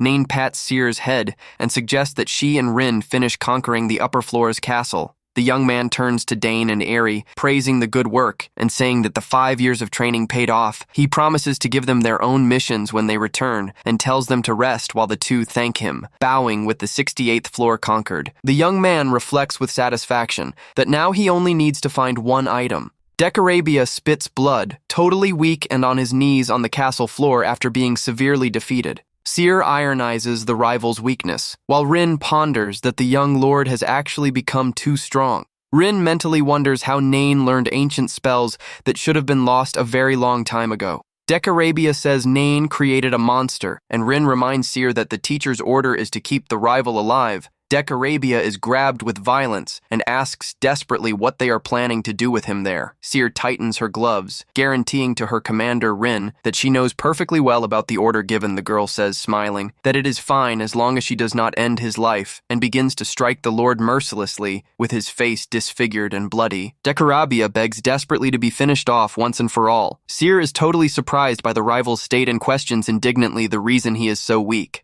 Afraid of getting a scolding from her teacher, Seer passes custody of the prisoner to Rin to handle the rest. Seer begs for the commander's help, who sighs and agrees to take the blame. Saving the girl from a scolding, Nain enters the hall by surprise, asking what they are thanking each other for, leaving the two startled. They try to hide the beating by concealing the body on the floor, but the young man notices right away that there is something wrong there. Nain points to the bloody hand on the carpet and asks directly if that one lying there is Decarabia. He tells her not to lie and to be honest about her mistakes, making the girl apologize. Quite embarrassed, the young man approaches to analyze the battered prisoner and comments in surprise about his wretched state. Nain celebrates that the prisoner survived, while the beaten lord weeps, wishing he were gone for good. Rin asks the reason for keeping Decarabia alive, arguing that he will not accept defeat so easily. The young man explains with a focused look that he did not spare him out of kindness, but rather to use him in his next plan. He presents a glowing crystal called a starstone, and Seer confirms that it is the specialty of the floor.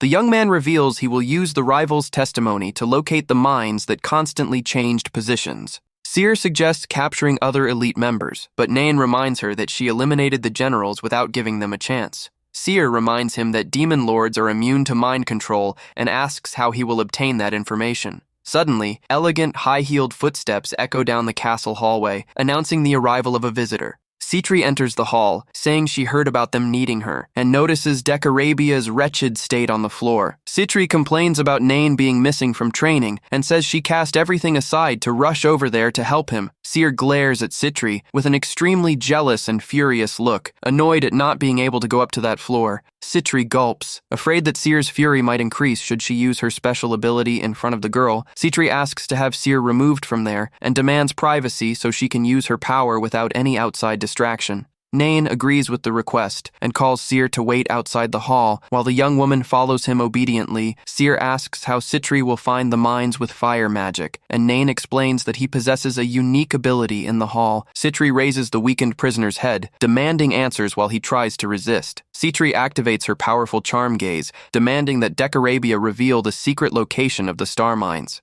The prisoner does not resist the spell and begins to reveal the exact directions of where the mines are hidden.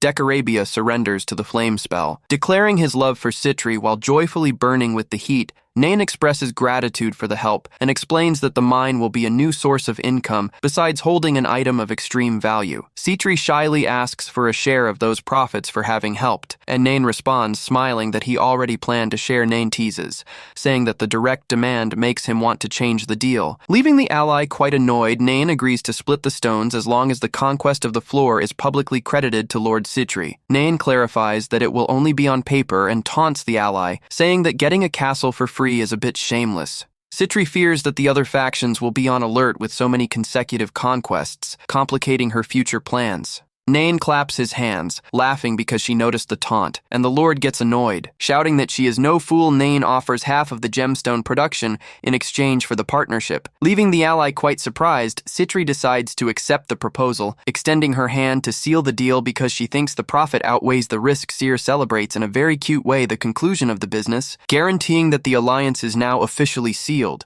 Nain smiles in agreement and comments that Seer should actually be the one responsible for managing that agreement. Citri grows uncomfortable with Seer's jealous glare and decides to leave, running after reinforcing her cut. Nain finds the allies' sudden flight strange, but Seer laughs, saying she must have just remembered something urgent. Nain asks about the date of the trip, and Seer prefers to postpone it until they resolve all the bureaucracy of the conquered floor. Nain suggests that she manage the place while he investigates the mines, and the young woman accepts the challenge, all content. Alone in her room, Seer looks sadly at her hands, remembering that it has been a while since she held the teacher's hand. She acknowledges with a racing heart that she has grown and that he will not treat her as before, but she still feels longing. The girl smiles excitedly, dreaming that on the future trip alone, she will be able to hold her tutor's hand the entire time. In the empty mine, Argol asks if the location is abandoned, and Nain explains that he ordered the workers to take the afternoon off. Nain says he brought him along to use his unique ability to distinguish different ores hidden through the walls.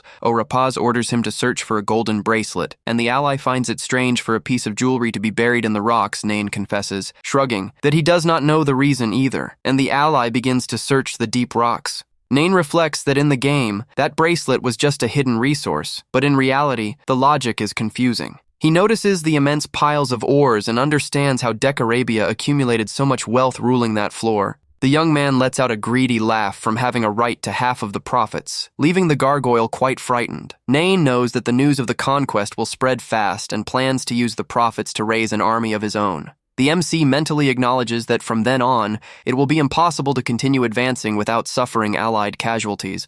Argol alerts that he found a strange object that does not look like ore, and the young man asks him to step back. The young lord extends his hand glowing in green runic magic and begins to conjure the first phase of the spell. He concludes the conjuration of the extraction magic, causing the stone wall to tremble intensely with the channeled power. An intense explosion of magical light illuminates the dark cavern, indicating that the extraction was completed successfully. The golden bracelet appears floating in the midst of the magical energy, and Nain praises the gargoyle's great searching work. The young man analyzes the jewelry, remembering that it increased evolution efficiency in the game, and wonders how it will work there. The status screen of the ancient bracelet opens, revealing absurd bonuses to vitality, mana, and both magical and physical defense. Argol collapses to the ground, trembling, and begs the young man to contain his oppressive mana that spread through the entire cavern. The gargoyle complains that he was almost torn apart by the pressure, and Nain apologizes, promising to be more careful in the future.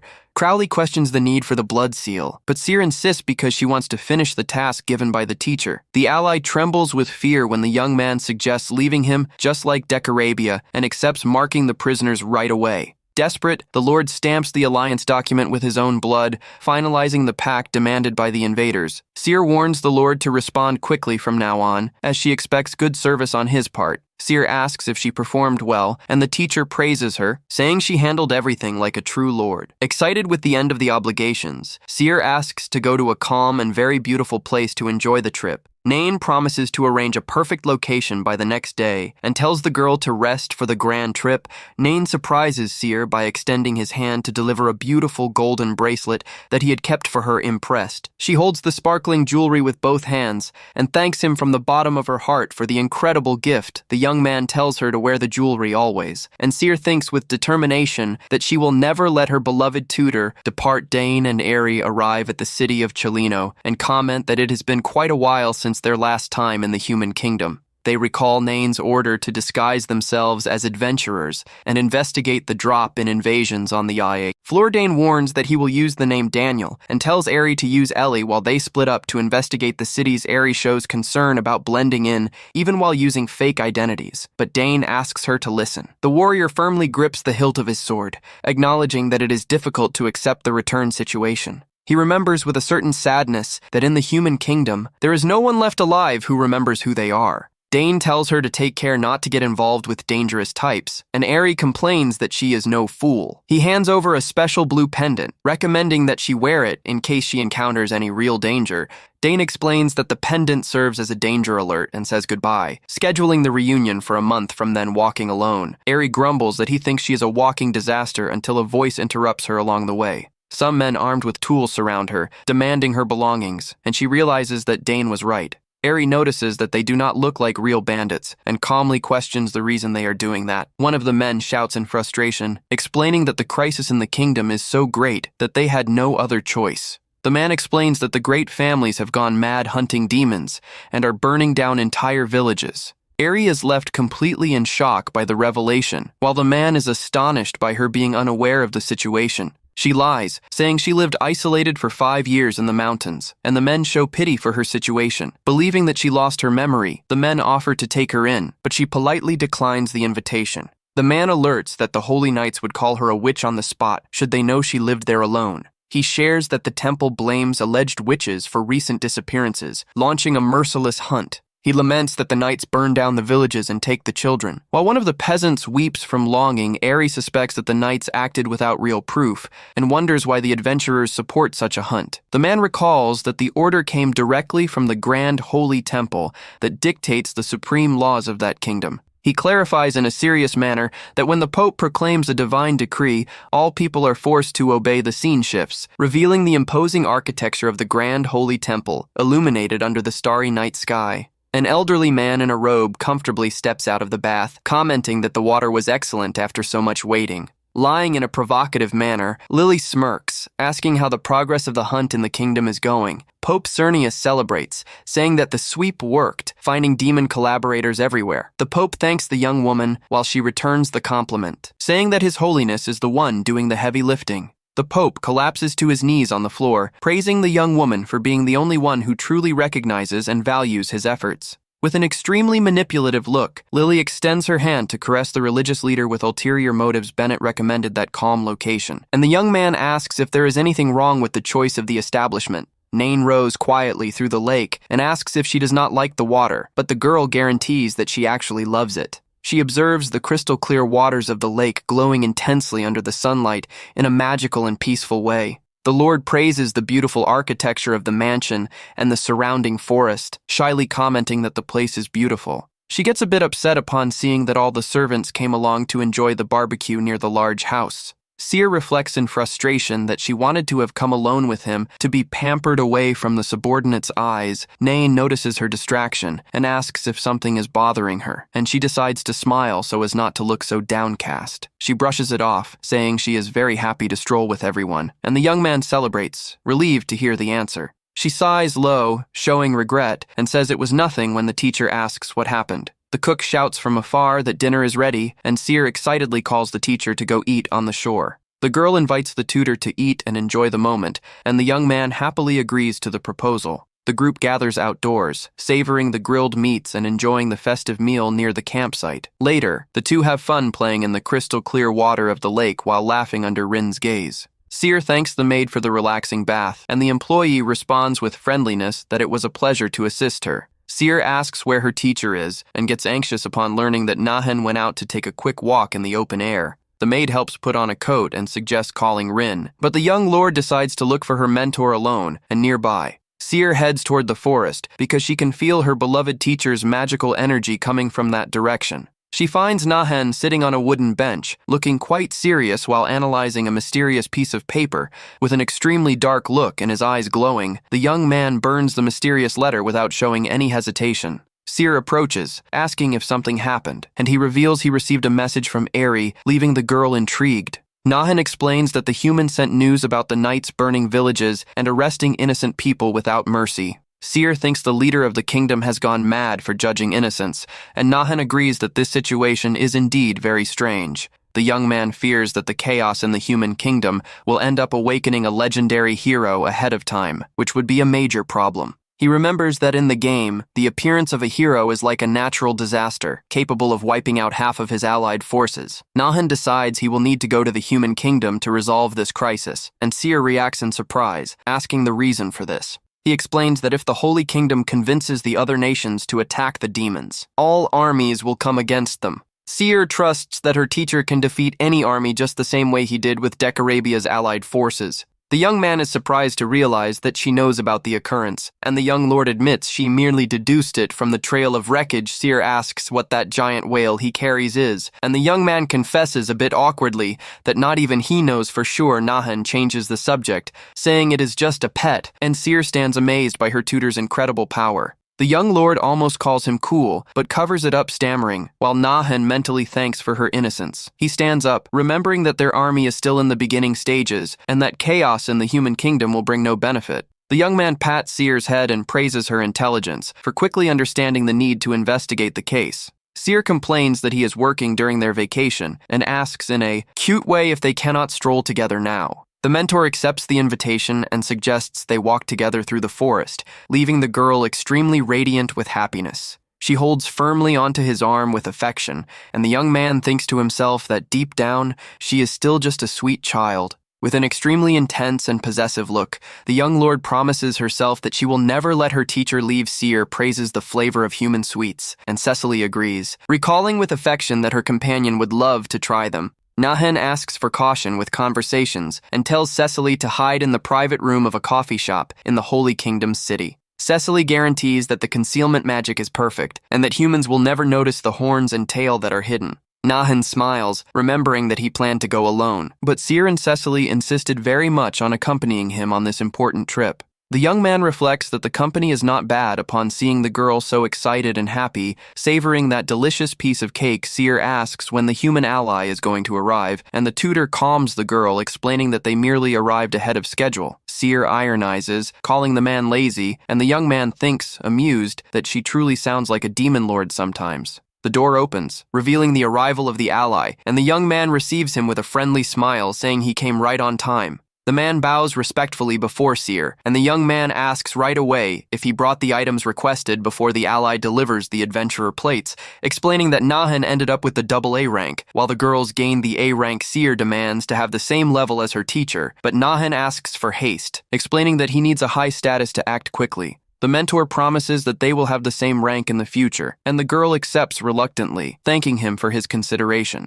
Nahan asks about the current situation, and Dane reveals that the Holy Kingdom is hunting down alleged allies of the demons out there. The young man understands the major influence of the church, and the ally shares that he heard a strange rumor that is quite difficult to believe. The rumor says that the Pope himself took a mysterious woman to his quarters and is now being manipulated by her from up close. The young man is completely shocked by the gossip and questions in surprise how the leader of the church himself would commit such a profane act. Dane explains that no cleric would dare do that in the temple under risk of severe punishment, making the rumor even more suspicious. The mentor decides to investigate thoroughly, suspecting that the mysterious woman is not an ordinary human, but rather an infiltrator. Cecily analyzes the possible routes to the human kingdom and theorizes that a specific demon would be the most likely candidate. Nahan finds the theory valid, but recalls that the holy power of the capital is extremely lethal to ordinary demons and lords. The young man explains that the god worshipped in the kingdom is actually an angel who heavily blessed the capital with holy barriers.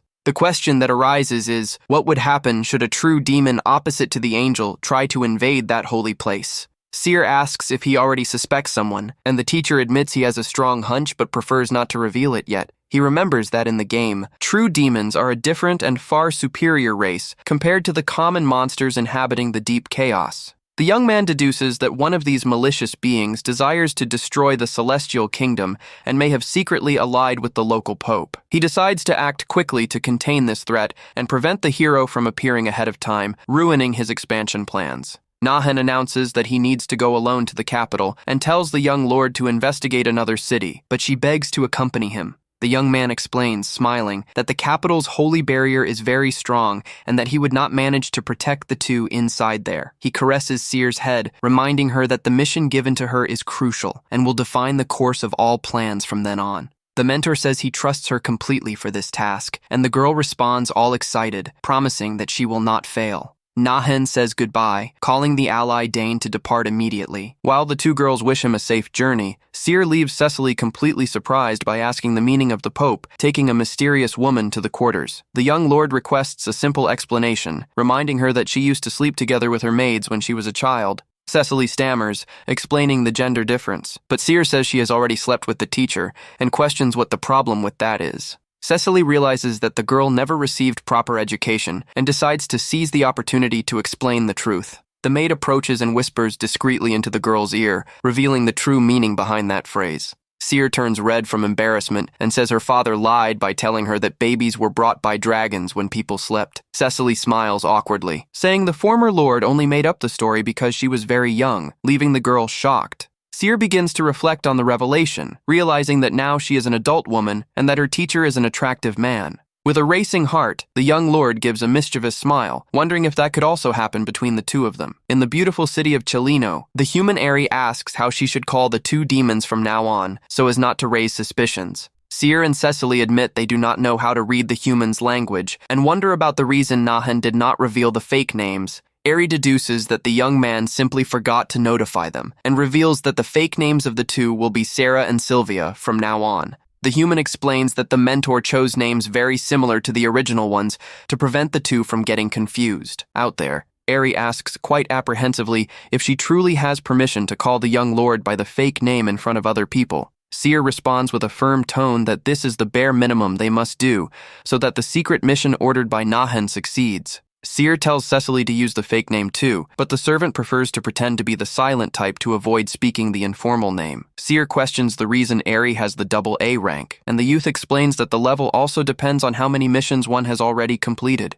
Eri confesses with sparkling eyes that she pushed herself to the maximum to fulfill all tasks perfectly for Nahen's sake. Seer glares at the human with a terrifying look of pure jealousy and coldly warns her to watch her real intentions. Eri gets startled by the violent reaction and tries to justify herself without understanding what she said wrong. To make the Lord so angry, Cecily tries to calm tempers, explaining that Eri only did that out of loyalty, and the human agrees desperately to save herself. The young lord accepts the excuse reluctantly, and Eri thanks Cecily immensely for having saved her life with that lie. Seer asks about the schedule of actions, and Eri shows the map, revealing that the Night Order requested support from the guild. Knowing that the Knight's plan is to hunt demon spies, Seer gives a wicked smile. Seeing there a great chance to act, Eri warns they will depart the next day, but asks worriedly what they will do if the Knights discover the truth about them. Seer responds with naturalness that she will end whoever finds out, and Cecily agrees that eliminating everyone is the best option there. Eri makes an important warning, alerting that all knights use holy magic, and Seer reacts with a certain disdain to the warning. The girl almost says that this sounds very fun, but quickly corrects her speech, promising that she will take plenty of care on the mission. In the Adventurer Guild, the person in charge begins the roll call, telling all volunteers to respond quickly upon hearing their name. The man calls Eri's name, and the young lord whispers, asking who he is, fearing he might uncover the girl's sham. Eri explains discreetly that the man's name is Benedict, and that he is the respected master of that Adventurer Guild. Seer suggests eliminating the guildmaster in secret, but the human warns in panic that the man possesses a lot of influence in the kingdom. The master calls the fake names of Sarah and Sylvia, and the two demons respond promptly, disguising their true voices. The human celebrates relieved upon realizing that the disguises worked perfectly, and that no one suspected a thing inside there. The guildmaster gathers everyone and announces with formality that he will introduce the true client of that grand mission. The leader introduces himself as Joffrey of the Holy Order and warns in an arrogant manner that they will do all the heavy lifting in the hunt. Joffrey guarantees that he has already scoured the entire region, that the task will not be dangerous, asking if anyone has any doubt. Upon being questioned about the plan, the knight explains that the adventurers must evacuate the villagers and protect the innocents. Seer finds the knight's calm behavior strange and wonders if they truly are just hunting demon spies. In a sharp manner, the girl whispers that it would be easier to end a villager as an example to make all the others flee shortly. Eri explains in a low voice that the knights act differently, and Seer stands intrigued to learn that there are resilient humans. Seer raises her hand and asks the leader directly how they plan to identify the demons who are hidden in the village. The knight notices the girl's rank, but responds in a serious manner that the search method is a military secret of the order. Seer questions if there truly are demons in the region, and the leader deflects the topic, asking in a suspicious way what her age is. Seer fires back irritated, saying her age is on the file, and the leader apologizes, thinking she might be a hidden elf. Joffrey declares the start of the purification operation in the village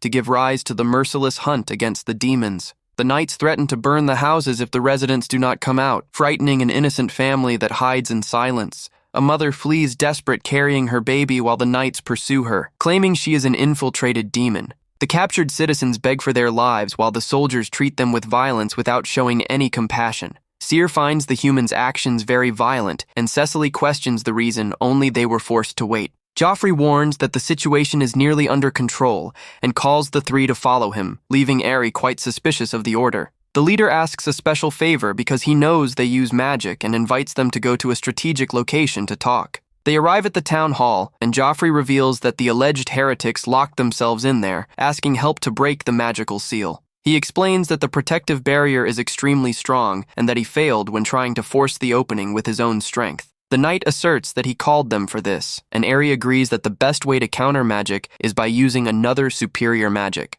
Thinking about quickly fulfilling the order given by Nahan, the young lord draws her sword, telling everyone to step back immediately. Joffrey alerts that an ordinary sword cannot break the magical barrier, but agrees to let her try after her insistence. The warrior thinks, amused, that recklessness is normal at her age, since not even his captain managed to breach that defense. To Joffrey's absolute astonishment, a single strike of Seer's sword is enough to break and shatter the entire barrier. The girl comments with disdain about the ease of the feat, while the knight stammers without managing to understand what happened. The leader expresses gratitude, placing his hand on the young woman's shoulder to assume control, leaving Seer quite irritated by his touch. With a terrifying look and a heavy aura, the demon lord tells the knight to take his hand off her under risk of suffering the consequences. Joffrey begs pardon immediately upon feeling a crushing and frightening pressure of magical energy coming from that girl. Seer considers ending everyone there at once, while the knight trembles from terror without managing to move before her absolute power. The young lord passes the responsibility of monitoring to Aerie, warning that she must observe everything and report the result later. The leader questions in panic who the two girls are, but Aerie says that does not matter, telling the man to focus on his mission. Joffrey shows the purifying crystal that reacts when approaching demons, and Aerie notices that the jewelry possesses a mysterious magic. Upon being questioned about the operation, Joffrey admits he does not know how to explain, but trusts the item for having come directly from the Pope. With a determined look, the knight opens the doors of the town hall to give rise to the sweep and judgment of all villagers. The citizens of the village prepare themselves with agricultural tools, asking in surprise how the invaders managed to pass. Joffrey introduces himself and tries to calm the residents, guaranteeing that the innocents will be able to return shortly to their daily lives. The citizens react irritated, shouting that they will never believe them, while the purifying crystal begins to glow intensely. Realizing that words will not be enough, the knight draws his sword and attacks one of the rebels in an extremely brutal manner. The man strikes the ground already lifeless, leaving all the other residents completely terrified by the sudden murder. The leader mocks the citizens, saying they only quiet down under brute force, and Aerie observes everything quite startled in the back of the room. The young human gulps in shock, wondering if the knight went mad for acting in such a cowardly and merciless way. The knight tells everyone to approach one by one and uses the glowing crystal to accuse the first man of being a demon spy. He tells the victim not to have fear, claiming that everything will end quickly, and executes the man with a cold slash before the crowd. Aerie knows that any brief visit to the demon kingdom leaves evident trails of magical energy on people's bodies. Facing the pleas for mercy, Aerie focuses her gaze on the knights, realizing that there is something very wrong with that hunt. She notices that none of the executed victims possesses trails of demonic magic, and concludes that that is not a real purification.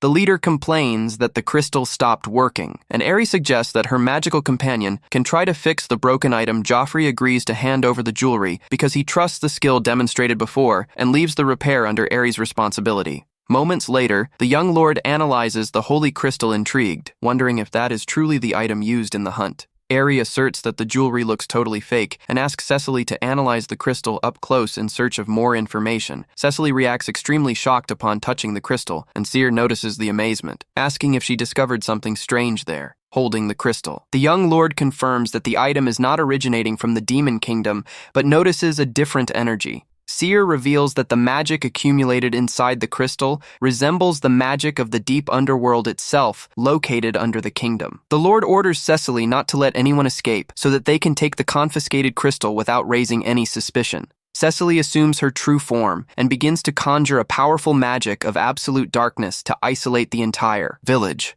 Several magical circles of pink color glow under the servants' feet, generating violent winds and dust all through the stone street. An immense magical dome covers the entire region, and Aerie watches in shock, realizing that the ally is not a simple domestic maid. Cecily alerts that the isolation barrier is ready, and the Lord praises the good work, while the human trembles from terror behind, with an extremely dark look. Seer activates her own magic and initiates a grand and imposing magical conjuration in the courtyard. The young Lord tells the human not to have fear, promising to spare her life, and leaves Aerie completely terrified with her presence. Seer wields her new red weapon with firmness, demonstrating being ready for any combat that arises. The young lord smiles in a cute way, saying she will spare the human only as long as her teacher has some utility for her. Disguised as a priest in the Grand Temple, the young man worries mentally, hoping that Seer does not cause any confusion. The young man apologizes for the moment of distraction, and the other priest calls him Brother Antonio,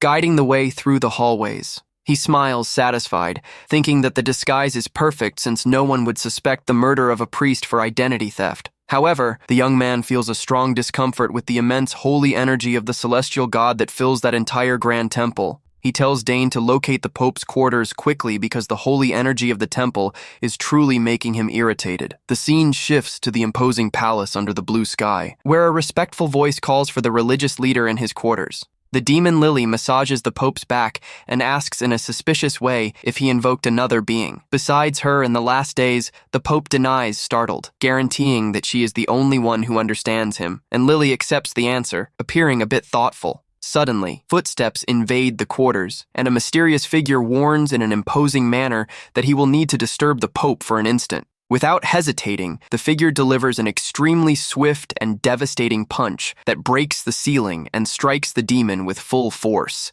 Dane immobilizes the startled religious leader, holding him firmly by the collar of his clothing to avoid any escape attempt. The demon Lily reacts quickly, delivering a powerful strike that throws the invader violently against the stone floor of the quarters. Lily questions the Pope about the invader on the floor, and the startled leader stammers, saying he has no idea how he managed to enter. The Pope begs for clemency, guaranteeing that it must be a mistake since no ordinary person would manage to pass through the holy barrier. Lily questions how the invader passed, but falls silent in surprise upon realizing that the white-haired warrior vanished suddenly from the floor. The demon looks up and notices the massive hole opened in the ceiling through which the mysterious opponent managed to escape quietly. Lily shouts furiously, ordering the immediate capture of the human, but is interrupted by an imposing voice praising Dane's work. The young man emerges from the top of the hole, asserting coldly that he already suspected that entire situation was a direct setup from the underworld. The demon Lily begins to tremble from terror upon feeling the immense and oppressive amount of dark energy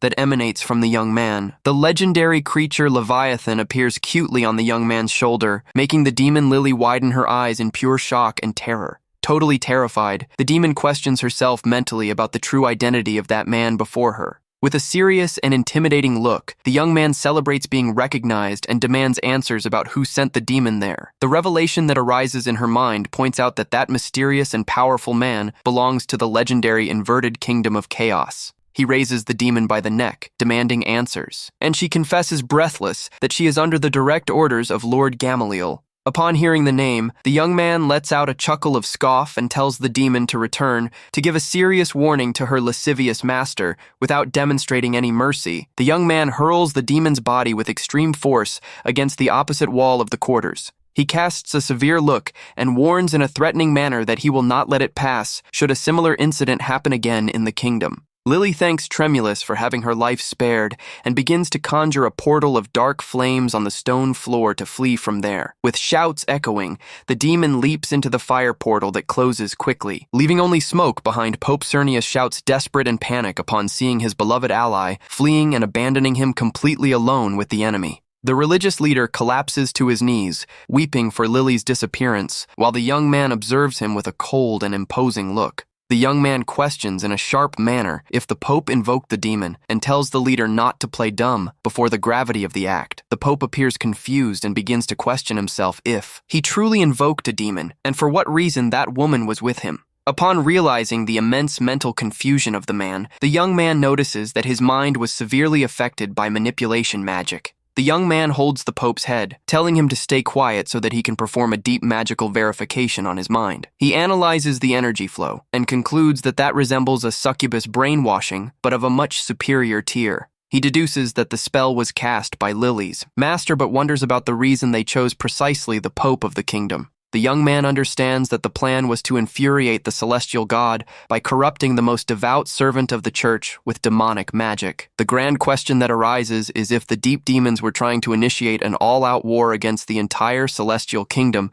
The Pope expresses gratitude for having his mind liberated, but the young man warns coldly for the man not to mistake him for a savior to worship. The young man knows that a conflict of divine scale would ruin his plans of making Seer reach the pinnacle of the kingdom with safety. The Pope reveals that the demon appeared from nowhere and ordered that he initiate the purification to hunt the spies of the demon kingdom. The leader explains that Lily delivered the magical jewelry to guide the hunt, and the young man interrupts him, asking to clarify one more detail. Pope Cernius confesses that the infiltration only occurred with ease because the temple's holy protection barrier weakened. He reveals the secret that the celestial god has never responded to the church's calls since the foundation of the kingdom 400 years ago. The young man stands surprised to learn that the worshipped god has never protected the humans, acknowledging that this information is new to him. The Pope asks who he truly is, and the young man questions about the prisoner negotiation letter that he sent previously. Nahen places his hand on the Pope's shoulder with an ironical smile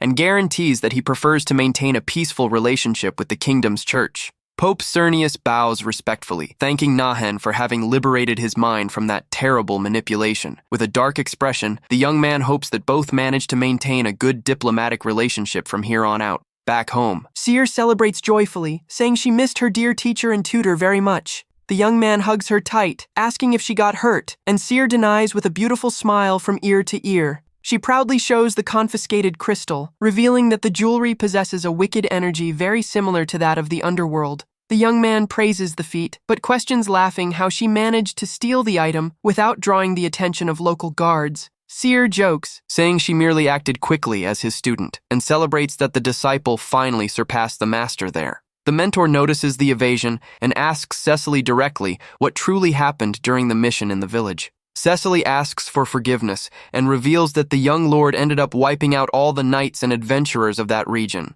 The young man gets extremely irritated and gives a scolding to the girl, reminding her that he had expressly asked to avoid confusion. Startled, Seer complains to Cecily, saying the tutor gives too much fear, and the succubus fires back, saying she warned her to be honest. The young man questions why Cecily did not stop her, but apologizes shortly upon remembering her blind loyalty toward the Lord. Nahen orders that the two remain monitoring the site and tells the human Aerie to change her identity quickly for her safety. The young man decides to overlook the attitude because he knows the girl acted on impulse. Wanting only to make him proud with the result, he calms the girl, proposing they return home to eat pudding, and Seer reacts with her eyes sparkling from so much joy. The young man smiles and agrees, but reflects mentally that he will need to resolve the more serious matters alone. From now on, Seer reacts indignant with the mentor's decision to act alone, and shouts, protesting that she finds the attitude very unfair to her. Some days later at the mansion, Cecily knocks politely on the mentor's office door, asking permission to enter.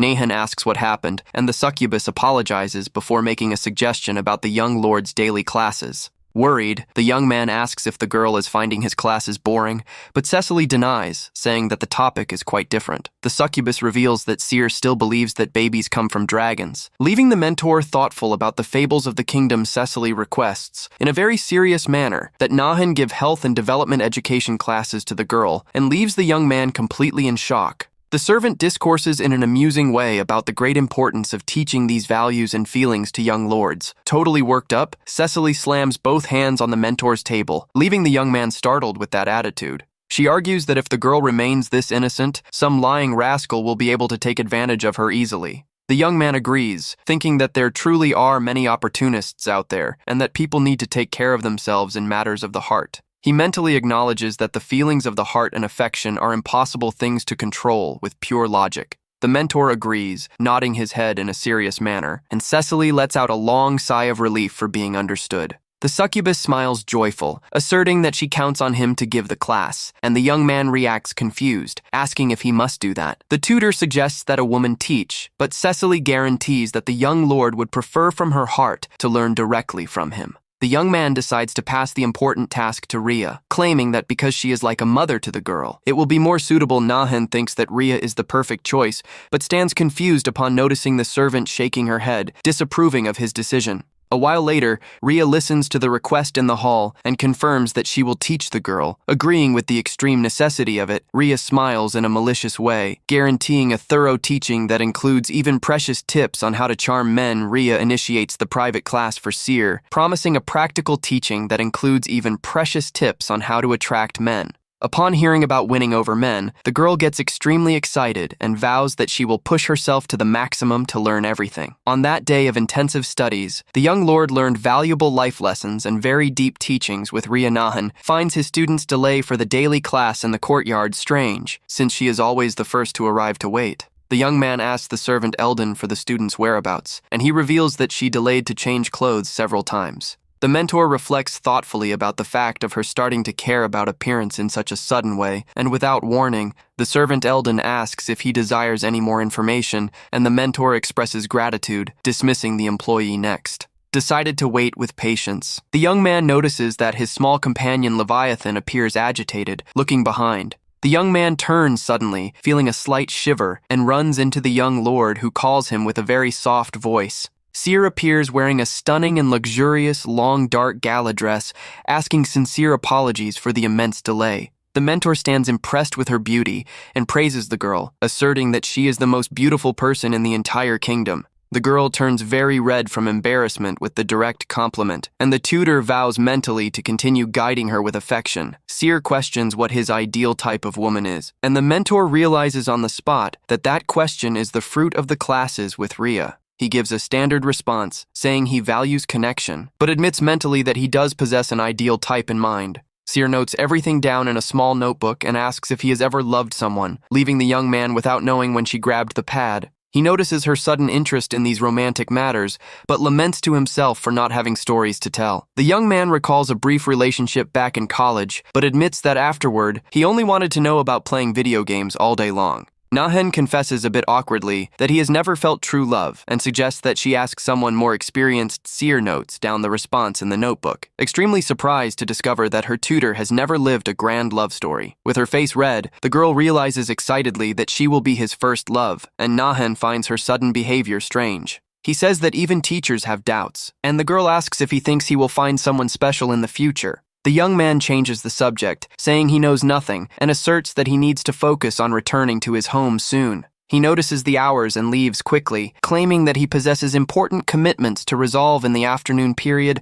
Seer observes him from afar, knowing that he has totally decided to leave and that he will not change his opinion easily. But the young lord promises herself that when time passes and she becomes strong enough, things will change. With a dark look, the girl vows that she will find her own way to keep the teacher bound to her side forever. In the imposing palace of the 9th floor, Lord Gamaliel demands explanations about the early failure of the important secret mission. Lily bows, trembling from terror before her mistress, and confesses, stammering that she was interrupted in the middle of the hunt. Gamaliel mocks the excuse, claiming that a mere mishap does not justify her return without fulfilling the orders given. Lily tries to explain herself desperate, asserting that an extremely powerful and chilling presence emerged from the bedroom ceiling. The mistress caresses her face, smiling in a sadistic way, and warns that lies demand a severe punishment in the demon kingdom. Held by purple magic chains in the air, the demon begs for mercy, guaranteeing that she is telling the absolute truth. Upon hearing the ally reveal that the creature Leviathan was present in the temple, the mistress widens her eyes in pure shock.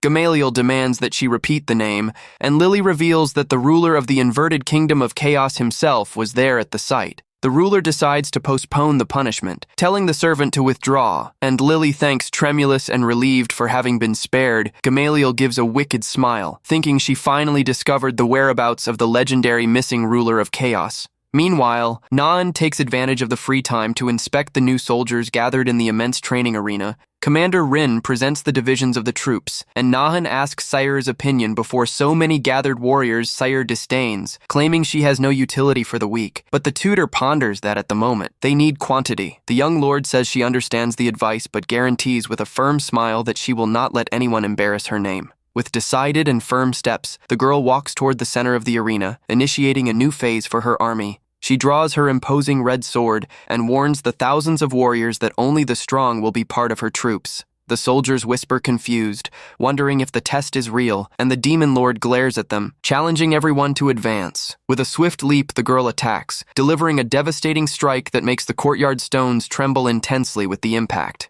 She stops the blade of her red sword a few millimeters from a soldier's face, leaving the man paralyzed from terror. To Seer's astonishment, the teacher appears suddenly, holding the sharp blade of the sword with his own hands without hesitating. The young lord stands in shock upon noticing that her mentor blocked the sharp strike with just one hand and without suffering a scratch. The young man smiles patiently and asks to talk alone with the student so that she listens to his advice with more calmness. Later, he explains that her plan to select only heroes is unfeasible in the current situation of the demon army. The mentor caresses Seer's head, asserting that they will use these new soldiers to create a strong legion in the future. Some days later, Rhea joins the council, asking indignant the reason for being called to choose officers. The young man praises the allies' good eye for talent and requests that she help at the evaluation counter of the gathered new troops. Rhea demands a reward for the work, but Seer reprimands her, saying that allies should not charge anything for favors. Nahan promises to return the favor in the future, and the ally agrees, smiling, saying she can hardly wait for that moment. Seer questions if they truly need wooden swords, and the tutor calms the girl, saying it is just a warm-up. Rhea promises a rigorous test, and Nahan agrees, warning that he prefers to leave the spots vacant if no soldier stands out.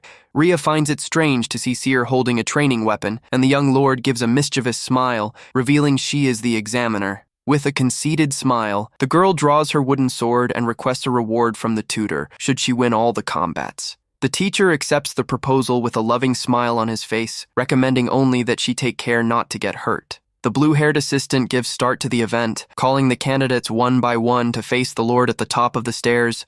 An armored elf warrior volunteers to fight first, and Seer praises in an amusing way his audacious courage. The elf advances confident, believing that his greater physical strength and defensive tactics will be enough to hold the girl. The mediator starts the count, and the two opponents exchange intent glances, awaiting only the audible starting signal. The assistant clicks on the control device, triggering the audible warning that marks the official start of that duel in the arena. Seer disappears from sight in the blink of an eye, leaving the elf adversary completely confused and without understanding the occurrence. The youth appears behind his back with the wooden sword already pointed and mocks him for losing her trail so fast. With a well-aimed strike, Seer hits the adversary, who lets out a cry of pain as he is struck and disarmed quickly. She complains that the warrior could not even react to the attack, decreeing his disqualification and calling the next. The girl continues defeating the other competitors one by one at high speed without giving any chance of defense. Rhea observes the brutal consecutive knockouts and comments that looks more like a beating than a fair evaluation.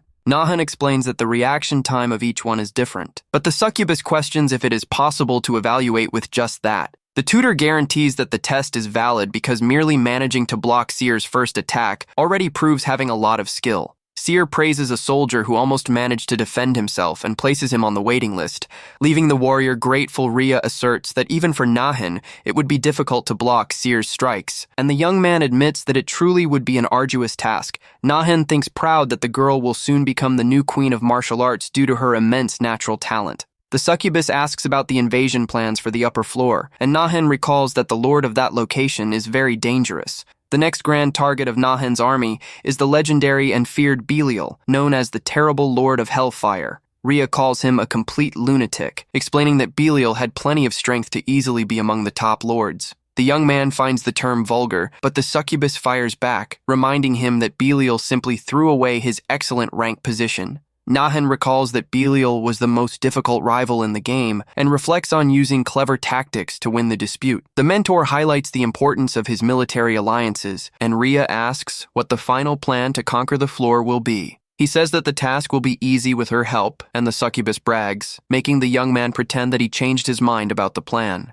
The young man trusts that the rapid growth of Seer's army will allow them to face Belial on equal terms in the fight. Rhea alerts not to act with carelessness because she knows Belial's servants are extremely loyal to their feared mad leader. With a dark expression, the mentor plans to find a way to completely destroy the morale of the opposing army. Meanwhile, in the training arena, Seer continues blocking the wooden strikes with a confident smile in the courtyard. The young lord asks the name of an opponent who introduces herself startled as Celestia, belonging to the local 4th Legion. Seer approves of the opponent's performance, and Celestia thanks immensely, weeping from relief for having passed the rigorous test. The young man praises his pupil's growth, and Rhea agrees, impressed with how much the young lord evolved since the beginning. Nahen praises her maturity, and the succubus thinks, amused, that the young man acts exactly like a proud, doting father toward his daughter. Rhea comments that she found the girl cute when she was smaller, but confesses that lately she has not felt the same for her. Nahen teases her, asking if she is jealous of the girl's beauty, and the succubus fires back, irritated that she considers herself much more beautiful. The succubus says the problem is different, and the MC wonders if there was any recent misunderstanding between the two.